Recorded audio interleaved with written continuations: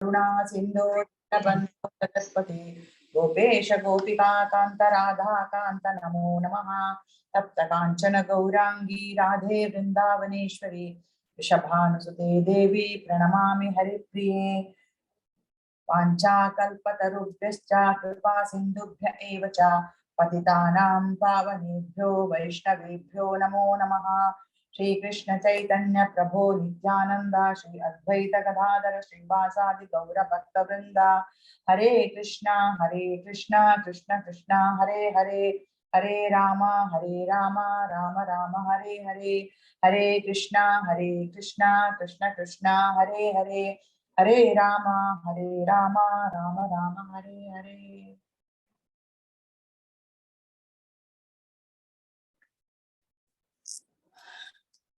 ಭಕ್ತಾದಿಗಳಿಗೆಲ್ಲ ಭಕ್ತಿ ಯೋಗಕ್ಕೆ ಭಕ್ತಿ ಸೇವೆಯ 12ನೇ ಅಧ್ಯಾಯಕ್ಕೆ ಸ್ವಾಗತ. ನಿನ್ನೆ ನಾವು ಕೃಷ್ಣನ ವಿಶ್ವರೂಪವನ್ನು ನೋಡಿದ್ದೇವೆ. ಅರ್ಜುನ ನೋಡಿದ ಹಾಗೆ ನಮಗೆ ಕಣ್ಣಿಂದ ನೋಡ್ಲಿಕ್ಕೆ ಆಗೇ ಇಲ್ಲ, ಆದ್ರೂ ಶ್ರವಣ ಮಾಡುವುದರ ಮೂಲಕ ಕಿವಿಯಿಂದ ನಾವು ಕೃಷ್ಣನ ವಿಶ್ವರೂಪ ದರ್ಶನ ಮಾಡಿದ್ದೇವೆ ನಿನ್ನೆ. ಅರ್ಜುನನ ಹಾಗೆ ನಮಗೆ ನೋಡ್ಲಿಕ್ಕೆ ಸಾಧ್ಯ ಇಲ್ಲ, ಯಾಕೆಂದ್ರೆ ನಾವಿನ್ನು ಪೂರ್ಣ ಪ್ರಮಾಣದ ಭಕ್ತರಲ್ಲ. ನಾವಿನ್ನು ಹೆಜ್ಜೆ ಇಡ್ತಾ ಇದ್ದೇವೆ, ಒಂದ್ ಹೆಜ್ಜೆ ಊರ್ಲಿಕ್ಕೆ ನೋಡ್ತಾ ಇದ್ದೇವೆ ಅಷ್ಟೇ, ಇನ್ನು ಹೆಜ್ಜೆ ಇಡ್ಲಿಲ್ಲ. ಕಿವಿಯಿಂದ ಕೇಳುವುದರ ಮೂಲಕ ಕೂಡ ನಾವು ದರ್ಶನ ಮಾಡಬಹುದು. ನಮ್ಗೆ ಅರ್ಥ ಆಗಿದೆ, ನಮ್ಮ ಮನಸ್ಸಿನಲ್ಲಿ ಕೃಷ್ಣ ನಿಂತಿದ್ದಾನೆ. ನಿನ್ನೆ 11ನೇ ಅಧ್ಯಾಯದ ಕೊನೆಯ ಶ್ಲೋಕ ತುಂಬಾ ಮುಖ್ಯವಾದದ್ದು, ಇವತ್ತಿನ ಭಕ್ತಿಯೋಗಕ್ಕೆ ಸಂಬಂಧಪಟ್ಟದ್ದು. ಅದು ಕೃಷ್ಣ ಹೇಳ್ತಾನೆ, ಮತ್ಕರ್ಮ ಮತ್ಪರಮಃ ಮದ್ಭಕ್ತ ಸಂಘವರ್ಜಿತ ನಿರ್ವೈರಃ ಸರ್ವಭೂತೇಶು ಸ ಮಾಮೇತಿ ಪಾಂಡವ ಅಂತ.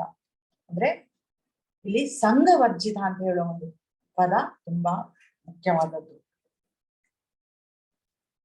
ಕೃಷ್ಣ ಹೇಳ್ತಾನೆ, ನಾವು ಅಭಕ್ತರ ಸಂಘ ಮಾಡಬಾರದು ಅಂತಂದ್ರೆ ಕೃಷ್ಣ ಭಕ್ತಿ ಇಲ್ಲದವರ ಸಂಘ ನಾವು ಮಾಡಬಾರದು. ಯಾವಾಗ್ಲೂ ನಾವು ಕೃಷ್ಣನ ಭಕ್ತರ ಸಂಘದಲ್ಲಿ ಇರಬೇಕು, ಅದಕ್ಕಾಗಿ ನಾವು ಪ್ರಯತ್ನ ಪಡಬೇಕು ಅಂತ ಹೇಳಿ ಕೃಷ್ಣ ಹೇಳ್ತಾನೆ.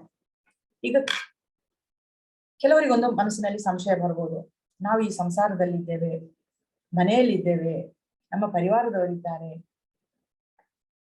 ಯಾರು ಭಕ್ತಿ ಮಾಡ್ತಾರೆ, ಯಾರಿಗೂ ಕೃಷ್ಣನ ಬಗ್ಗೆ ಅಷ್ಟೇನು ಗೊತ್ತಿಲ್ಲ, ಕೃಷ್ಣನ ಭಕ್ತಿ ಮಧ್ಯೆ ನನಗೆ ಇರ್ಲಿಕ್ಕೆ ಆಗ್ತಾ ಇಲ್ಲ, ನಾನು ನನ್ನ ಸಂಸಾರದ ಮಧ್ಯೆ ಇರುವಾಗ ನಾನು ಅವರೊಂದಿಗೆ ಸೇರಬಹುದೇ, ಅವರಲ್ಲಿ ನಾನು ನನ್ನ ಭಕ್ತಿಯ ಬಗ್ಗೆ ಹೇಳಿ ಅವರು ಅರ್ಥ ಮಾಡಿಕೊಳ್ತಾರಾ, ಈ ರೀತಿಯ ತುಂಬಾ ಪ್ರಶ್ನೆಗಳು ನಮ್ಮ ಮನಸ್ಸಿನಲ್ಲಿ ಉದ್ಭವ ಆಗ್ತದೆ. ಯಾಕೆಂತ ಹೇಳಿದ್ರೆ ನಾವ್ಯಾರು ಭಕ್ತಿ ಮಾಡ್ಲಿಕ್ಕೋಸ್ಕರ ಹಿಮಾಲಯಕ್ಕೆ ಹೋಗೋ ಹಾಗಿಲ್ಲ. ಈಗ ಹಿಂದಿನ ಕಾಲದ ತಪಸ್ವಿಗಳು ಹೋದ್ರು ಅಂತ ನಾವು ಜನರ ಮಧ್ಯೆ ಇದ್ದು ಈ ಸಂಸಾರದಲ್ಲಿಯೇ ಇದ್ದು ನಾವು ಭಕ್ತಿ ಮಾಡಬೇಕಾಗ್ತದೆ. ಆಗ ಭಕ್ತಿ ಇಲ್ಲದವರೊಟ್ಟಿಗೆ ಅಭಕ್ತರೊಂದಿಗೆ ನಾವು ಒಡನಾಟ ಇಟ್ಕೊಳ್ಬಹುದಾ ಅಂತ ಹೇಳೋ ಒಂದು ಕ್ವಶನ್ ನಮ್ಮಲ್ಲಿ ಬರ್ತದೆ. ಭಕ್ತಿ ಮಾಡ್ಬೇಕಿದ್ರೆ ಕೃಷ್ಣ ಹೇಳ್ತಾನೆ, ಭಕ್ತಿ ಮಾಡ್ಬೇಕಿದ್ರೆ ಯಾರನ್ನೂ ನಾವು ದೂರ ಮಾಡ್ಬೇಕಾಗಿಲ್ಲ ಅಂತ. ಆದ್ರೆ ಹೃದಯದಲ್ಲಿ ಮಾತ್ರ ಕೃಷ್ಣನ ನೆನಪಿರಬೇಕು, ಸದಾ ನಾವು ಅವನ ನೆನಪಿನಲ್ಲಿರ್ಬೇಕು. ನಾನು ಕೃಷ್ಣನಿಗೋಸ್ಕರ ಕೆಲಸ ಮಾಡ್ತಿದ್ದೇನೆ, ನಾನು ಕೃಷ್ಣ ಧ್ಯಾನ ಮಾಡ್ಬೇಕು, ನನ್ನ ಚಾಂಟಿಂಗ್ ಇನ್ನೂ ಬಾಕಿ ಇದೆ, ನಾನಿನ್ನೂ ಕೀರ್ತನ್ ಮಾಡ್ಲಿಲ್ಲ, ನಾನು ಕೃಷ್ಣ ಭಗವದ್ಗೀತೆ ಪುಸ್ತಕ ಓದಿಲ್ಲ, ಅದನ್ನ ನಾನು ಮಾಡ್ಬೇಕು. ಈ ರೀತಿಯ ಮನಸ್ಸಿನಲ್ಲೇ ನಾವು ಚಿಂತನೆ ಮಾಡ್ತಾ ಇದ್ರೆ ನಮ್ಗೆ ಅಭಕ್ತರೊಂದಿಗೆ ಇದ್ರೂ ಕೂಡ ನಾವು ಭಕ್ತಿಯಲ್ಲೇ ಇದ್ದ ಹಾಗೆ ಆಗ್ತದೆ. ಅಷ್ಟು ಮಾತ್ರ ಅಲ್ಲ, ನೀವು ಅಭಕ್ತರೊಂದಿಗೆ ಸೇರ್ತೀರಿ, ನೀವು ಸೇರ್ಲೇಬೇಕಾಗ್ತದೆ. ಕೆಲಸ ನೀವು ಆಫೀಸಿಗೆ ಹೋಗ್ತೀರಿ ಅಥವಾ ಮನೆಯಲ್ಲೇ ಯಾರಾದ್ರೂ ನೆಂಟರು ಬರ್ತಾರೆ, ಎಲ್ಲರೂ ಖಂಡಿತ ಭಕ್ತಿ ಉಳ್ಳವರಾಗಿರುವುದಿಲ್ಲ ಅಥವಾ ಕೃಷ್ಣ ಭಕ್ತಿ ಉಳ್ಳವರಾಗಿರುವುದಿಲ್ಲ. ಆಗ ನಾವು ಏನ್ ಮಾಡ್ಬೇಕು, ನಮ್ಮ ಭಕ್ತಿಯನ್ನು ಆದಷ್ಟು ಅವರೊಂದಿಗೆ ತೋರಿಸದೇ ಇರುವುದೇ ಒಳ್ಳೆಯದು. ನಾವು ನಮ್ಮಷ್ಟಕ್ಕೆ ನಾವು ಭಕ್ತಿ ಮಾಡ್ತಾ ಇರ್ತೇವೆ, ಅದು ಪ್ರಥಮ ಹೆಜ್ಜೆಯಲ್ಲಿ ಫಸ್ಟಿಗೆ ನಾವು ಈ ರೀತಿ ಇರ್ಬೇಕಾಗ್ತದೆ. ಅಂದ್ರೆ ನಮ್ಮ ಮನಸ್ಸಿನ ಭಾವನೆಯನ್ನು ಅವರೊಟ್ಟಿಗೆ ತೋರಿಸಿಕೊಳ್ಳದಿರುವುದೇ ಉತ್ತಮ. ಯಾಕಂದ್ರೆ ನೀವು ಯಾರಾದ್ರೂ ಮನೆಗೆ ಬಂದಿದ್ದಾರೆ, ನೀವು ಅವ್ರ ಹತ್ರ ಮಾತಾಡ್ತಾ ಇದ್ದೀರಿ ಅಂತಾದ್ರೆ ನಿಮ್ಮ ಜಪ ಇನ್ನೂ ಆಗಿರೋದಿಲ್ಲ, ಕೃಷ್ಣನಿಗೋಸ್ಕರ ನೈವೇದ್ಯ ಮಾಡ್ಲಿಕ್ಕುಂಟು, ಅದು ನೀವು ಇನ್ನೂ ಆಗಿರೋದಿಲ್ಲ ಅಂತ ಸಂದರ್ಭದಲ್ಲಿ ನೀವು ಅವ್ರ ಹತ್ರ ಹೇಳ್ತೀರಿ, ನನ್ಗೆ ಜಪ ಆಗ್ಲಿಲ್ಲ, ನನ್ಗೆ ಕೃಷ್ಣನಿಗೆ ನೈವೇದ್ಯ ಮಾಡ್ಲಿಕ್ಕುಂಟು, ಅದು ಇನ್ನೂ ಆಗ್ಲಿಲ್ಲ ಅಂತ ನೀವು ನಿಮ್ಮ ಮನಸ್ಸಿನ ಚಟಪಟಿಕೆಯನ್ನು ಅವ್ರ ಹತ್ರ ಹೇಳಿದ್ರೆ ಅವ್ರು ಏನ್ ಹೇಳ್ತಾರೆ, ಭಕ್ತಿ ಇಲ್ಲದವರಾದ್ರೆ ಏನ್ ಹೇಳ್ತಾರೆ ಅಂತ ಹೇಳಿದ್ರೆ, ಅಯ್ಯೋ ಅದೆಲ್ಲ ತೊಂದ್ರೆ ಇಲ್ಲ, ನೀನು ಈಗ ನಾಳೆ ಮಾಡಿದ್ರು ಸಾಕು, ಇವತ್ತೇ ಮಾಡ್ಬೇಕು ಮುಗಿಸ್ಬೇಕು ಅಂತ ಏನಿಲ್ಲ, ಹಾಗೆಲ್ಲ ಯಾರು ಹೇಳಲಿಲ್ಲ. ಕೃಷ್ಣ ಭಕ್ತಿ ದಿನ ಮಾಡಬೇಕು ಅಥವಾ ನೀನು ಅಡಿಗೆ ಮಾಡಿದ್ರೆ ಮಾತ್ರ ದೇವರಿಗೆ ಸಿಗುವುದೇ, ನಿನ್ನ ನೈವೇದ್ಯ ಮಾತ್ರ ದೇವರಿಗೆ ಸಿಗ್ತದೆ, ನೀನ್ ಅಡಿಗೆ ಮಾಡಿದ್ರೆ ಮಾತ್ರ ದೇವರಿಗೆ ಸೇರ್ತದ, ಆ ರೀತಿ ಎಲ್ಲ ನಿಮ್ಗೆ ಉಪದೇಶ ಕೊಡ್ತಾರೆ ಅವರು. ನೀವು ಈಗಷ್ಟೇ ಅಂಬೆಗಾಲಿಡ್ತಾ ಇದ್ದೀರಿ, ಅಷ್ಟು ಕೇಳಿದ್ರೆ ಸಾಕು, ನೀವು ಅಂತಲ್ಲ ನಾನು ನನ್ನನ್ನು ಸೇರಿಸಿ ಹೇಳ್ತಾ ಇರೋದು, ನಾವು ಅಲ್ಲೇ ಕೆಳಗೆ ಬಿದ್ದು ಬಿಡ್ತೇವೆ, ಮತ್ತೆ ಪುನಃ ಎದ್ದು ಹೇಳಲಿಕ್ಕೆ ತುಂಬಾ ಕಷ್ಟ ಉಂಟು ನಮಗೆ. ಆದ್ರಿಂದ ನಾವು ಅಭಕ್ತರೊಂದಿಗೆ ಅಂದ್ರೆ ಕೃಷ್ಣ ಭಕ್ತಿ ಇಲ್ಲ ಅಂತ ಹೇಳುವ ಜನರೊಟ್ಟಿಗೆ ನಾವು ಸೇರಬೇಕಾದ ಸಂದರ್ಭದಲ್ಲಿ ಆದಷ್ಟು ನಮ್ಮ ಮನಸ್ಸಿನ ಭಾವನೆಗಳನ್ನು ನಾವು ಹೊರಗಿಡದಿರುವುದೇ ಲೇಸು. ನಾನು ನಿನ್ನೆ ಸಮಯದ ಅಭಾವದಿಂದ ಇದನ್ನು ಹೇಳಲಿಕ್ಕೆ ಆಗ್ಲಿಲ್ಲ, ಆದ್ರೆ ಇದು ಇವತ್ತಿನ ಈ ಭಕ್ತಿ ಯೋಗಕ್ಕೆ 12ನೇ ಅಧ್ಯಾಯ ಭಕ್ತಿ ಯೋಗ, ಇಲ್ಲಿ ಇದರ ಅಂಶ ಮುಖ್ಯವಾಗಿ ಬರ್ತದೆ. ನೀವು ಕೃಷ್ಣನ ಭಕ್ತರೊಂದಿಗೆ ಸೇರಿದ್ರೆ ಕೃಷ್ಣ ಕಥೆ ಹೇಳುವ ಮೂಲಕ ಅಥವಾ ಕೃಷ್ಣನ ಲೀಲೆಗಳನ್ನು ಹೇಳುವ ಮೂಲಕ ಅವರು ನಿಮ್ಮ ಮನಸ್ಸನ್ನು ಹುರಿದುಂಬಿಸ್ತಾರೆ. ಆದ್ರಿಂದ ಯಾವಾಗಲೂ ಕೃಷ್ಣ ಭಕ್ತಿಯ ಸಂಘದಲ್ಲಿ ಇರಬೇಕು ಅಂತ ಹೇಳಿ ಪ್ರಭುಪಾದರು ಹೇಳ್ತಾರೆ. ಅಧ್ಯಾಯ 12 ಭಕ್ತಿ ಯೋಗ. ಕೃಷ್ಣನಲ್ಲಿ ಅರ್ಜುನ ಭಕ್ತಿಯೋಗದ ಆರಂಭದಲ್ಲಿ ಈ ಅಧ್ಯಾಯದ ಮೊದಲಿನಲ್ಲಿ ಒಂದು ಪ್ರಶ್ನೆ ಕೇಳ್ತಾನೆ. ಅವನು ನಿನ್ನೆ ಕೃಷ್ಣನ ಎಲ್ಲಾ ವಿರಾಟ್ ರೂಪಗಳನ್ನು ನೋಡಿ, ಆಮೇಲೆ ಚತುರ್ಭುಜ ನಾರಾಯಣನನ್ನು ನೋಡಿ, ಆಮೇಲೆ ನಿನ್ನ ಈ ಕೃಷ್ಣನ ರೂಪವೇ, ಸಾಕಾರ ರೂಪವೇ ತುಂಬಾ ಆಕರ್ಷಕ ಅಂತ ಹೇಳ್ತಾನೆ. ಕೃಷ್ಣನು ಹೇಳ್ತಾನೆ, ನೀನು ಇದರಲ್ಲಿ ಮನಸ್ಸಿಟ್ಟು, ನನ್ನಲ್ಲಿ ಮನಸ್ಸಿಟ್ಟು, ಈ ರೂಪದಲ್ಲಿ ನೀನು ಮನಸ್ಸಿಟ್ರೆ ಸಾಕು, ಈ ಮೂಲಕ ನೀನು ಭಕ್ತಿ ಮಾಡಿದ್ರೆ ಸಾಕು ಅಂತ ಹೇಳಿ ಕೃಷ್ಣ ಹೇಳ್ತಾನೆ. ಆಗ ಅರ್ಜುನ ಇವತ್ತು ಕೇಳ್ತಾನೆ, ಏವಂ ಸತತ ಯುಕ್ತಾಯೇ ಭಕ್ತ ಸ್ವಾಂ ಪರ್ಯುಪಾಸತೆ ಏ ಚಾಪ್ಯಕ್ಷರಮವ್ಯಕ್ತಂ ತೇಷಾಂ ಕೇ ಯೋಗವಿತ್ತಮ. ಸದಾ ನಿನ್ನ ಭಕ್ತಿ ಸೇವೆಯಲ್ಲಿ ಉಚಿತವಾದ ರೀತಿಯಲ್ಲಿ ನಿರತರಾದವರು ಮತ್ತು ಅವ್ಯಕ್ತವಾದ ನಿರಾಕಾರ ಬ್ರಹ್ಮನನ್ನು ಪೂಜಿಸುವವರು, ಇವರಲ್ಲಿ ಯಾರು ಹೆಚ್ಚು ಪರಿಪೂರ್ಣನೆಂದು ಭಾವಿಸಲಾಗಿದೆ. ಇದರಲ್ಲಿ ಯಾರು ಹೆಚ್ಚು ಅಂದ್ರೆ ಸದಾ ನಿನ್ನ ಭಕ್ತಿ ಸೇವೆಯಲ್ಲಿ ಉಚಿತವಾದ ರೀತಿಯಲ್ಲಿ ನಿರತರಾದವರು. ಕೃಷ್ಣ ಹೇಳಿದಾನ, ಎಲ್ಲ ರೀತಿಗಳನ್ನು ಹೇಳಿದಾನಲ್ಲ, ಆ ರೀತಿಯಲ್ಲಿ ನಿರತರಾದವರು, ಕೃಷ್ಣನಿಗೋಸ್ಕರ ಕೆಲಸ ಮಾಡ್ತಾ, ಕೃಷ್ಣನಿಗೋಸ್ಕರ ನೈವೇದ್ಯ ಮಾಡ್ತಾ, ಕೃಷ್ಣನ ಅಲಂಕಾರ ಮಾಡ್ತಾ, ಸದಾ ಹರಿಕೀರ್ತನೆ ಮಾಡುತ್ತಾ, ಸಂಕೀರ್ತನೆ ಮಾಡುತ್ತಾ, ಗೀತಾ ಅಧ್ಯಯನಗಳನ್ನು ಮಾಡ್ತಾ, ಆ ರೀತಿಯಲ್ಲಿ ನಿರತರಾದವರು ಪರಿಪೂರ್ಣರೋ ಅಥವಾ ನಿರಾಕಾರ ಬ್ರಹ್ಮನನ್ನು ಪೂಜಿಸುವವರು. ಅಂದ್ರೆ ಶೂನ್ಯದಲ್ಲಿ ಮನಸ್ಸಿಟ್ಟು ಧ್ಯಾನ ಮಾಡ್ತೇವೆ, ತಪಸ್ಸು ಮಾಡ್ತೇವೆ ಅಂತ ಹೇಳುವ ಅನೇಕ ಜನರಿದ್ದಾರೆ. ಆ ರೀತಿ ಮಾಡುವವರು ಹೆಚ್ಚು ಪರಿಪೂರ್ಣರು. ಯಾರು ಹೆಚ್ಚು ಪರಿಪೂರ್ಣರು? ಇಲ್ಲಿ ಯಾವುದು ಮುಖ್ಯ, ಯಾವುದು ಹೆಚ್ಚು ಇಂಪಾರ್ಟೆಂಟ್ ಅಂತ ಕೇಳಿದಾಗ ಕೃಷ್ಣ ಉತ್ತರ ನೀಡ್ತಾನೆ. ಅಂದ್ರೆ ಇಲ್ಲಿ ನಾವು 2 ವಿಧವಾದ ಭಕ್ತಿ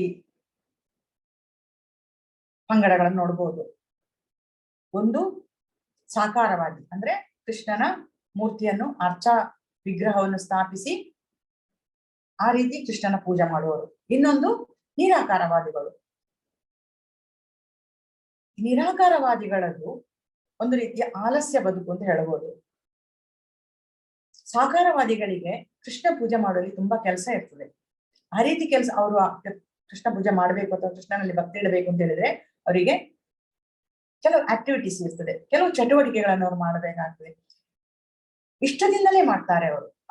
ಅದಕ್ಕೆ ಬಂದ್ರೆ ಗೊತ್ತಾಗ್ತದೆ ಅವರಿಗೆ ಅದರಲ್ಲಿ ಎಷ್ಟು ಸಿಹಿ ಉಂಟು, ಎಷ್ಟು ಅದು ಆನಂದದಾಯಕ. ಆ ಸಾಕಾರ ಮೂರ್ತಿಯ ಪೂಜೆ ಎಷ್ಟು ಆನಂದದಾಯಕ ಅಂತ ಹೇಳಿ ಅದು ಮಾಡಿದವರಿಗೆ ಗೊತ್ತು. ಆದ್ರೆ ಮಾಡದೇ ಇರುವವರಿದ್ದಾರಲ್ಲ, ನಿರಾಕಾರವಾದವನ್ನು ಯಾರು ಹುರಿದುಂಬಿಸ್ತಾರೋ ಅಥವಾ ಯಾರದನ್ನು ಪ್ರತಿಪಾದಿಸ್ತಾರೋ ಅವರು ಒಂಥರ ಆಲಸ್ಯವಾದಿಗಳು. ಅವ್ರಿಗೆ ಇದ್ರಲ್ಲೆಲ್ಲ ಟೇಸ್ಟ್ ಇಲ್ಲ, ಇಚ್ಛೆ ಇಲ್ಲ, ಅಷ್ಟು ಕಷ್ಟಪಡ್ಲಿಕ್ಕೆ ಅವರು ತಯಾರಿಲ್ಲ ಅಂತಾನೆ ಹೇಳಬೇಕು.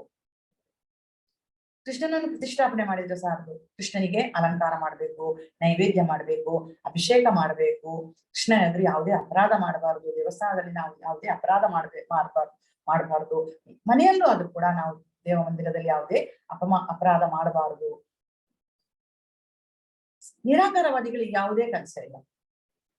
ಸುಮ್ಮನೆ ಯಾವುದೋ ಒಂದು ಶೂನ್ಯವನ್ನು ಅಥವಾ ದೀಪವನ್ನು ಯಾವುದನ್ನು ಒಂದು ಕುರಿತು ಚಿಂತಿಸುತ್ತಾ ಧ್ಯಾನ ಮಾಡಿದ್ರೆ ಆಯ್ತು. ಮನಸ್ಸಿನಲ್ಲಿ ದೇವರು ನಿಲ್ತಾನೋ ಇಲ್ವೋ ಅದು ಬೇರೆ ಪ್ರಶ್ನೆ ಅವರಿಗೆ. ಆದ್ರೆ ಆ ರೀತಿ ಅವರು ಮಾಡೋದ್ರಿಂದ ಅದು ಅಷ್ಟು ಮುಖ್ಯ ಅಲ್ಲ ಅಂತ ಹೇಳಿ ಕೃಷ್ಣ ಹೇಳಿದ್ದಾನೆ. ಸಾಕಾರ ಭಕ್ತಿ ಯೋಗವೇ ಅತ್ಯಂತ ಶ್ರೇಷ್ಠ ಅಂತ ಹೇಳಿ ಕೃಷ್ಣ ಪ್ರತಿಪಾದನೆ ಮಾಡ್ತಾನೆ ಇಲ್ಲಿ. ಉದಾಹರಣೆಗಳು ಹೇಳ್ಬೇಕು ಅಂತಂದ್ರೆ, ನೀವು ಮಗುವಿನ ಬರ್ತ್ಡೇ ಜನ್ಮದಿನವನ್ನು ಆಚರಣೆ ಮಾಡ್ತೀರಿ. ನಿಮ್ಮ ಮನೆಯಲ್ಲಿ ಒಂದು ಮಗು ಇದೆ, 4 ವರ್ಷದ 5 ವರ್ಷದ ಮಗು ಇದೆ. ನೀವು ಮಗುವಿನ ಜನ್ಮದಿನಾಚರಣೆಯನ್ನು ಆಚರಣೆ ಮಾಡ್ತೀರಿ. ಏನ್ ಮಾಡ್ತೀರಿ ನೀವು? ಅದಕ್ಕೆ ಬೇಕಾದಂತಹ ಸಿಹಿ ಪದಾರ್ಥಗಳನ್ನು ಅಥವಾ ಐಸ್ ಕ್ರೀಮ್ ಅಥವಾ ಕೇಕ್ ಅಥವಾ ಆ ರೀತಿ ಎಲ್ಲ ನೀವು ತಯಾರು ಮಾಡ್ತೀರಿ. ಆ ಮಗುವಿನ ಪ್ರಾಯಕ್ಕೆ ತಕ್ಕ ಹಾಗೆ ನೀವು pen, pencil, shoe, socks, dress ಏನಾದ್ರೂ ನೀವು ತರ್ತೀರಿ. ನಿಮ್ಗೆ ಮನಸ್ಸಿನಲ್ಲಿ ಒಂದು ಕಲ್ಪನೆ ಉಂಟು ಆ ಮಗುವಿಗೆ ಏನ್ ಬೇಕು ಅಂತ ಹೇಳೋದು. ಆಗ ನಿಮಗೆ ಜನ್ಮದಿನ ಆಚರಿಸಲಿಕ್ಕೆ ಸುಲಭ. ಅದೇ ಮನೆಯಲ್ಲಿ ಮಗು ಇಲ್ಲ ಆದ್ರೆ ನೀವು ಜನ್ಮದಿನ ಆಚರಣೆ ಮಾಡ್ಬೇಕು ಅಂತ ಹೇಳಿದ್ರೆ ಏನ್ ಮಾಡ್ತೀರಿ? ಆ ಮಗು ಎಷ್ಟು ದೊಡ್ಡದಾಗಿದೆ ಅಂತ ನಿಮಗೆ ಗೊತ್ತಿಲ್ಲ, ಆ ಮಗು ಹೆಣ್ಣೋ ಗಂಡೋ ಅಂತ ನಿಮಗೆ ಗೊತ್ತಿಲ್ಲ. ನಿಮಗೆ ಅದರಲ್ಲಿ ಸುಖ ಉಂಟಾ ಅಥವಾ ನಿಮಗೆ ಅದರಲ್ಲಿ ಆನಂದ ಸಿಗ್ತದಾ? ಇಲ್ಲ. ಏನೋ ಹೇಳಿದ್ದಾರೆ ಅಂತ ಹೇಳಿ ನೀವು ಮಾಡ್ತೀರಿ ಅಲ್ವಾ? ಅದೇ ರೀತಿ ನಿರಾಕಾರ ಆರಾಧನೆಯಿಂದ ಹೆಚ್ಚಿನ ಉಪಯೋಗ ಆಗುವುದಿಲ್ಲ. ಸಾಕಾರ ಮೂರ್ತಿಯ ಪೂಜೆಯೇ ಉತ್ತಮ ಅಂತ ಹೇಳಿ ಕೃಷ್ಣ ಹೇಳ್ತಾನೆ. ಭಗವಾನ್ ವಾಚ ಮಯ್ಯಾವೇಶ್ಯ ಮನೋ ಯೇ ಮಾಂ ನಿತ್ಯಯುಕ್ತ ಉಪಾಸತೆ ಶ್ರದ್ಧೆಯ ಪರಯೋಪೇತಾಸ್ತೆ ಮೇ ಯುಕ್ತ ತಮಾಮತಃ ಅಂತ ಇಲ್ಲಿ ಕೃಷ್ಣ ಸ್ವತಃ ಹೇಳುತ್ತಿದ್ದಾನೆ. ಸಾಕಾರವಾದಿಗಳು ಕೆಲವು ಸಲ ಅಂದ್ರೆ ಕೃಷ್ಣ ಭಕ್ತರು ಕೆಲವು ಸಲ ಸಂಕೀರ್ತನೆ ಮಾಡುತ್ತಾರೆ, ಕೃಷ್ಣನ ವಿಷಯ ಕೇಳುತ್ತಾರೆ, ನೈವೇದ್ಯಕ್ಕಾಗಿ ಅವರು ಕೃಷ್ಣನಿಗೋಸ್ಕರ ಆಹಾರ ಸಿದ್ಧಪಡಿಸ್ತಾರೆ. ಅವರಿಗೆ ಏನು ಮಾಡಿದ್ರು ಕೃಷ್ಣನೊಂದಿಗೆ ಒಂದು ಸಂಬಂಧ ಇರುವ ಹಾಗೆ ಕೆಲಸ ಮಾಡ್ತಾ ಇರ್ತಾರೆ. ಹೂ ಕೊಯ್ದು ತರ್ತಾರೆ, ದೇವರ ಪಾತ್ರ ತೊಳಿತಾರೆ. ಇದೆಲ್ಲ ಒಂದು ಕೃಷ್ಣನಿಗೆ ಅವರನ್ನು ಅವರು ಚಟುವಟಿಕೆಯಲ್ಲಿ ಇರಿಸಿಕೊಂಡಿರ್ತಾರೆ. ಸುಮ್ಮನೆ ಕೂತಿರುವುದಿಲ್ಲ. ನಾನು ಕೃಷ್ಣ ಭಕ್ತ ಅಂತ ಹೇಳಿ ಸುಮ್ಮನೆ ಕೈಗಟ್ಟಿ ಕೂತ್ಕೊಂಡಿರುವುದಿಲ್ಲ. ಕೃಷ್ಣನ ಯಾವುದಾದ್ರೂ ಒಂದು ಕೆಲಸದಲ್ಲಿ ಅವರನ್ನು ಅವರು ತೊಡಗಿಸಿಕೊಂಡಿರ್ತಾರೆ. ಕೃಷ್ಣ ಹೇಳ್ತಾನೆ, ಯಾರು ನನ್ನ ಸಾಕಾರ ರೂಪದಲ್ಲಿ ತಮ್ಮ ಮನಸ್ಸನ್ನು ನಿಲ್ಲಿಸುತ್ತಾರೋ ಮತ್ತು ಅಧಿಕವಾದ ಹಾಗೂ ಅಲೌಕಿಕವಾದ ನಿಷ್ಠೆಯಿಂದ ನನ್ನನ್ನು ಪೂಜಿಸುವುದರಲ್ಲಿ ನಿರತರಾಗಿರುತ್ತಾರೋ ಅವರನ್ನು ನಾನು ಅತ್ಯಂತ ಪರಿಪೂರ್ಣರೆಂದು ಭಾವಿಸುತ್ತೇನೆ. ಅಂದ್ರೆ ಯಾರು ನನ್ನ ಸಾಕಾರ ರೂಪದಲ್ಲಿ ಕೃಷ್ಣ ಹೇಗಿದ್ದಾನೋ ಹಾಗೆ ಸ್ವೀಕರಿಸಿ ಆ ರೀತಿಯಲ್ಲಿ ಅವ್ರ ಮನಸ್ಸಿಡ್ತಾರೋ, ಪೂಜೆ ಮಾಡ್ತಾರೋ ಅವರೇ ಪರಿಪೂರ್ಣರು, ಅತ್ಯಂತ ಪರಿಪೂರ್ಣರು ಅಂತ ಕೃಷ್ಣನೇ ಇಲ್ಲಿ ಹೇಳ್ತಾ ಇದ್ದಾನೆ. ಬೇರೆ ಯಾರೋ ಹೇಳುವ ಮಾತಲ್ಲ ಇದು. ಕೃಷ್ಣನೇ ಸ್ವತಃ ಭಗವದ್ಗೀತೆಯಲ್ಲಿ ಹೇಳುವಂತಹ ಮಾತು. ಸಾಕಾರ ರೂಪದ ಭಕ್ತಿ ಮಾಡೋದು ತುಂಬಾ ಸುಲಭ. ಕೆಲವರು ಹೇಳ್ಬೋದು, ನಮ್ಮ ಮನೆಯಲ್ಲಿ ಜಾಗ ಇಲ್ಲ, ನಮ್ಮ ಮನೆಯಲ್ಲಿ ಮಂದಿರ ಮಾಡ್ಲಿಕ್ಕೆ ಜಾಗ ಇಲ್ಲ, ದೇವರ ಮೂರ್ತಿ ಇಡ್ಲಿಕ್ಕೆ ನಮ್ಮ ಮನೆಯಲ್ಲಿ ಜಾಗ ಇಲ್ಲ ಅಂತ. ಆದ್ರೆ ದೇವರ ಫೋಟೋ ಅಂತೂ ಯಾರ ಮನೆಯಲ್ಲಿ ಇಲ್ಲದಿರೋದಿಲ್ಲ ಅಲ್ವಾ? ದೇವರ ಫೋಟೋಕ್ಕಂತೂ ಖಂಡಿತ ಒಂದು ಜಾಗ, ಅಷ್ಟು ಸಣ್ಣ ಫೋಟೋ ಇಡ್ಲಿಕ್ಕೆ ನಿಮ್ಮ ಮನೆಯಲ್ಲಿ ಜಾಗ ಇಲ್ಲ ಅಂತ ಯಾರಿಗೂ ಹೇಳಲಿಕ್ಕೆ ಸಾಧ್ಯ ಇಲ್ಲ. ಇಲ್ಲಾದ್ರೂ ಒಂದು ಒಳ್ಳೆಯ ಜಾಗದಲ್ಲಿ ನಾವು ಖಂಡಿತ ಕೃಷ್ಣನ ಒಂದು ಫೋಟೋವನ್ನಾದ್ರೂ ಸ್ಥಾಪನೆ ಮಾಡಬಹುದು. ಕೃಷ್ಣನಿಗೆ 2 ಹೊತ್ತು ನೀರಿಡಬಹುದು. ನಮ್ಮ ಮನೆಯ ಅಂಗಳದಲ್ಲಿ ಆದ ತುಳಸಿ ತಂದು ಕೃಷ್ಣನ ಪಾದಕ್ಕಿಡಬಹುದು. ನಮ್ಮ ಮನೆಯ ತೋಟದಲ್ಲಿ ಆದ 2 ಹೂಗಳನ್ನು ತಂದು ಕೃಷ್ಣನಿಗೆ ಇಟ್ಟು ಅದರ ಚಂದವನ್ನು ನೋಡ್ಬೋದು. ಒಂದು ದೀಪ ಮಾಡಬಹುದು, ಒಂದು ಊದ್ಬತ್ತಿ ಉರಿಸಬಹುದು, ಸಂಜೆ ಬೆಳಿಗ್ಗೆ ರಾತ್ರಿ ದೀಪ ಹೊತ್ತಿಸಬಹುದು. ನಾವೇ ಮಾಡಿ ಉಣ್ಣುವಂತಹ ಅಡುಗೆಯನ್ನು ಶುಚಿಯಾಗಿ ಮಾಡಿ, ಅಂದ್ರೆ ದೇವರು ಏನ್ ಹೇಳಿದ್ದಾನೆ, ಪತ್ರಂ ಪುಷ್ಪಂ ಫಲಂ ತೋಯಂ ಅಂತ ಹೇಳಿದಾನಲ್ಲ, ಆ ರೀತಿಯ ಅಡುಗೆಯನ್ನು ಮಾಡಿ ಕೃಷ್ಣನ ಎದುರು ಇಟ್ಟು ಕೃಷ್ಣ ಸ್ವೀಕರಿಸು ಅಂತ ಹೇಳಿ ಆಮೇಲೆ ಆ ನೈವೇದ್ಯವನ್ನು ನಾವು ಸ್ವೀಕರಿಸಬಹುದು. ಇದೆಲ್ಲ ಸಾಕಾರ ರೀತಿಯ ಪೂಜೆಗಳು. ಕೃಷ್ಣನ ಎದುರು ಕುಳಿತುಕೊಂಡು ಜಪ ಮಾಡಬಹುದು. ಅವ್ನು ಕೇಳ್ತಾ ಇದ್ದಾನೆ, ಅಲ್ಲಿ ಯಾರೋ ಇದ್ದಾರೆ ಅಂತ ಹೇಳೋದು ನಮ್ಗೆ ಅನ್ನಿಸ್ತದೆ. ಯಾರು ಇಲ್ಲದೆ ನಾವು ಮಾತಾಡೋದು ಹೇಗೆ? ಯಾರು ಇಲ್ಲದೆ ನಾವು ಸ್ತೋತ್ರ ಮಾಡೋದು ಹೇಗೆ? ಯಾರ ಹತ್ರ ನಾವು ಸ್ತೋತ್ರ ಮಾಡೋದು? ಯಾರನ್ನು ನಾವು ಸ್ತೋತ್ರ ಮಾಡೋದಲ್ವಾ? ಹಾಗೆ ಎದುರು ಕೃಷ್ಣ ಇದ್ರೆ ನಮಗೆ ಮಾಡ್ಲಿಕ್ಕೆ ಸುಲಭ. ಅದು ತುಂಬಾ ಸುಲಭ ಕೂಡ. ಮತ್ತು ನಿಮ್ಮ ಹೃದಯದಲ್ಲಿ ಎಷ್ಟು ಆನಂದ ನೆಲೆಸ್ತದೆ ಅಂತ ಹೇಳಿ ನೀವು ಒಂದು ಜಪ ಮಾಡಿದ್ರೆ ನಿಮಗೆ ಗೊತ್ತಾಗ್ತದೆ. ಒಂದು ರೌಂಡ್ ಜಪ ಮಾಡಿ, ಒಂದು ಜಪಮಾಲೆ ನೀವು ಪೂರ್ತಿ ಮುಗಿಸಿ, ಆ ಆನಂದ ಅದರಲ್ಲಿ ಎಷ್ಟು ಆನಂದ ಸಿಗ್ತದೆ ಅಂತ ಹೇಳೋದು ನಿಮಗೆ ಗೊತ್ತಾಗ್ತದೆ. ದೊಡ್ಡ ದೊಡ್ಡ ತಪಸ್ವಿಗಳು ಕೂಡ ಹಿಂದೆ ತಪಸ್ಸನ್ನ ಆಚರಿಸಿ ದೇವರ ಒಂದು ಕಾಲ್ನ ತುದಿಯನ್ನು ನೋಡ್ಲಿಕ್ಕೆ ಶಕ್ಯರಾಗ್ತಿದ್ರಂತೆ. ಅಷ್ಟೇ ಅವರಿಗೆ ಅಷ್ಟು ತಪಸ್ಸು ಮಾಡಿದ್ರು. ಆದ್ರೆ ಈಗಿನ ಕಾಲದಲ್ಲಿ ತುಂಬಾ ಸುಲಭ. ದೇವರು ಅರ್ಚಾ ರೂಪದಲ್ಲಿ ಎಲ್ಲಾ ದೇವಸ್ಥಾನಗಳನ್ನು ನೆಲೆಸಿದ್ದಾನೆ. ಯಾವಾಗ ಬೇಕಿದ್ರೆ ಹೋಗಿ ನಿಮ್ಗೆ ದೇವರ ದರ್ಶನ ಮಾಡಿ ಬರ್ಬೋದು. ತುಂಬಾ ಸುಲಭ. ಕಲಿಗಾಲದಲ್ಲಿ ದೇವರು ಅರ್ಚಾ ವಿಗ್ರಹ ರೂಪದಲ್ಲಿ ಪ್ರಕಟವಾಗ್ತಾನೆ.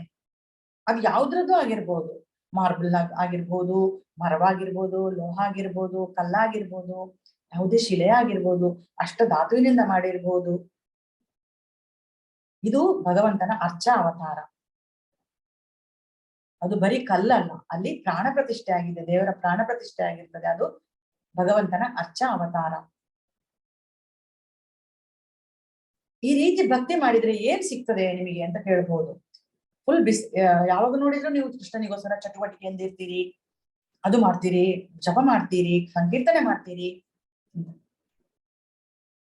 ಅದು ಈಗ ನಮ್ಗೆ ಜೀವನದಲ್ಲಿ ಇರುವಾಗ್ಲೂ ಉತ್ತಮ ಫಲ ಕೊಡ್ತದೆ. ಸತ್ತ ಮೇಲೂ ಭಕ್ತಿ ಮಾಡಿದ್ರೆ ಉತ್ತಮ ಫಲ ಕೊಡ್ತದೆ. LIC ಒಂದು ಸ್ಲೋಗನ್ ಇದೆ, ಜೀವನ್ ಕಿ ಸಾಥ್ ಬಿ ಅವ್ರ ಜೀವನ್ ಕಿ ಬಾದ್ ಬಿ ಅಂತ. ನಾವು ಕಟ್ಟುವ ಹಣ ಅಲ್ಲ ನಮ್ಮ ನಂತರ ಬರುವಂತದ್ದು. ನಾವೇನು ಅದು ಭಕ್ತಿ ಮಾರ್ಗಕ್ಕೆ ಹೇಳಿದಂತ ಧ್ಯೇಯ ವಾಕ್ಯ. ಅದು LIC ಅವರ ಧ್ಯೇಯ ವಾಕ್ಯ ಆಗೋದಿಲ್ಲ. ಅದು ಯಾಕೆಂತ ಹೇಳಿದ್ರೆ ನಾವು ಕೊಟ್ಟ ಇನ್ಸ್ಟಾಲ್ಮೆಂಟ್ ಏನು ನಮ್ಗೆ ಬರೋದಿಲ್ಲ, ಅದು ನಮ್ಮ ಮಕ್ಕಳಿಗೆ ಬಂದ್ರು ಬರ್ಬೋದು, ಆದ್ರೆ ನಮ್ಗಂತೂ ಅದು ಯೂಸ್ ಇಲ್ಲ. ಭಕ್ತಿಯನ್ನು ಆ ರೀತಿಯಾಗಿ ತಗೊಂಡ್ರೆ ನಾವು ಜೀವನಕ್ಕೆ ಸಾತ್ವಿಕ ಈಗಲೂ ನಮಗೆ ಉಪಯೋಗ, ಮುಂದೆಯೂ ಖಂಡಿತ ಅದರಿಂದ ಉಪಯೋಗ ಹೋಗ್ತಿದ್ದು ಕೃಷ್ಣ ಹೇಳೋ ಮಾತು.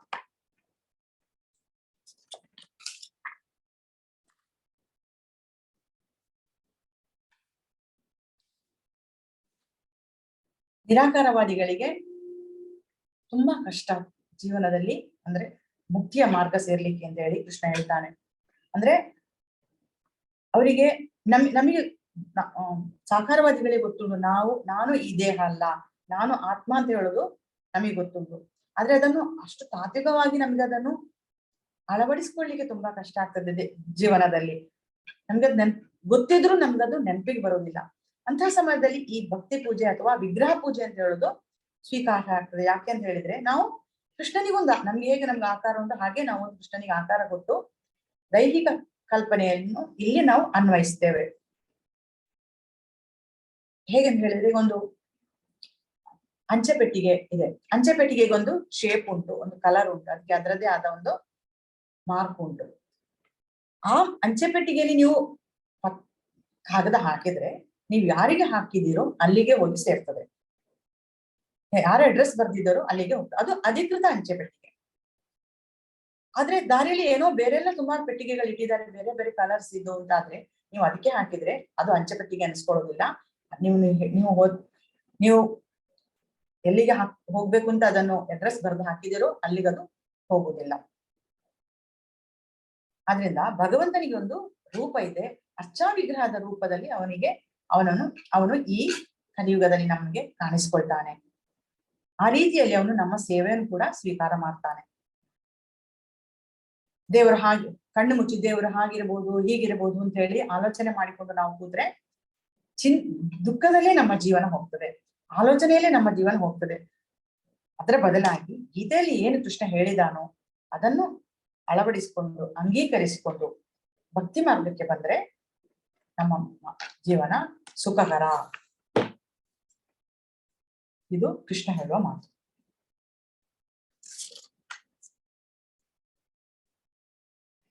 ಏತು ಸರ್ವಾಣಿ ಕರ್ಮಾಣಿ ಮೈ ಸನ್ಯಸ್ಯ ಮತ್ಪರಃ ಅನನ್ಯೇನೈವ ಯೋಗೇನ ಮಾಂ ಧ್ಯಾಯಂತ ಉಪಾಸತೆ ತೇಷಾಮಹಂ ಸಮುದ್ಧತ್ತ ಮೃತ್ಯು ಸಂಸಾರ ಸಾಗರಾತ್ ಭವಾಮಿ ನ ಚಿರಾತ್ ಪಾರ್ಥ ಮಯ್ಯಾವೇರ್ಯದ ಚೇತಸಾಂ.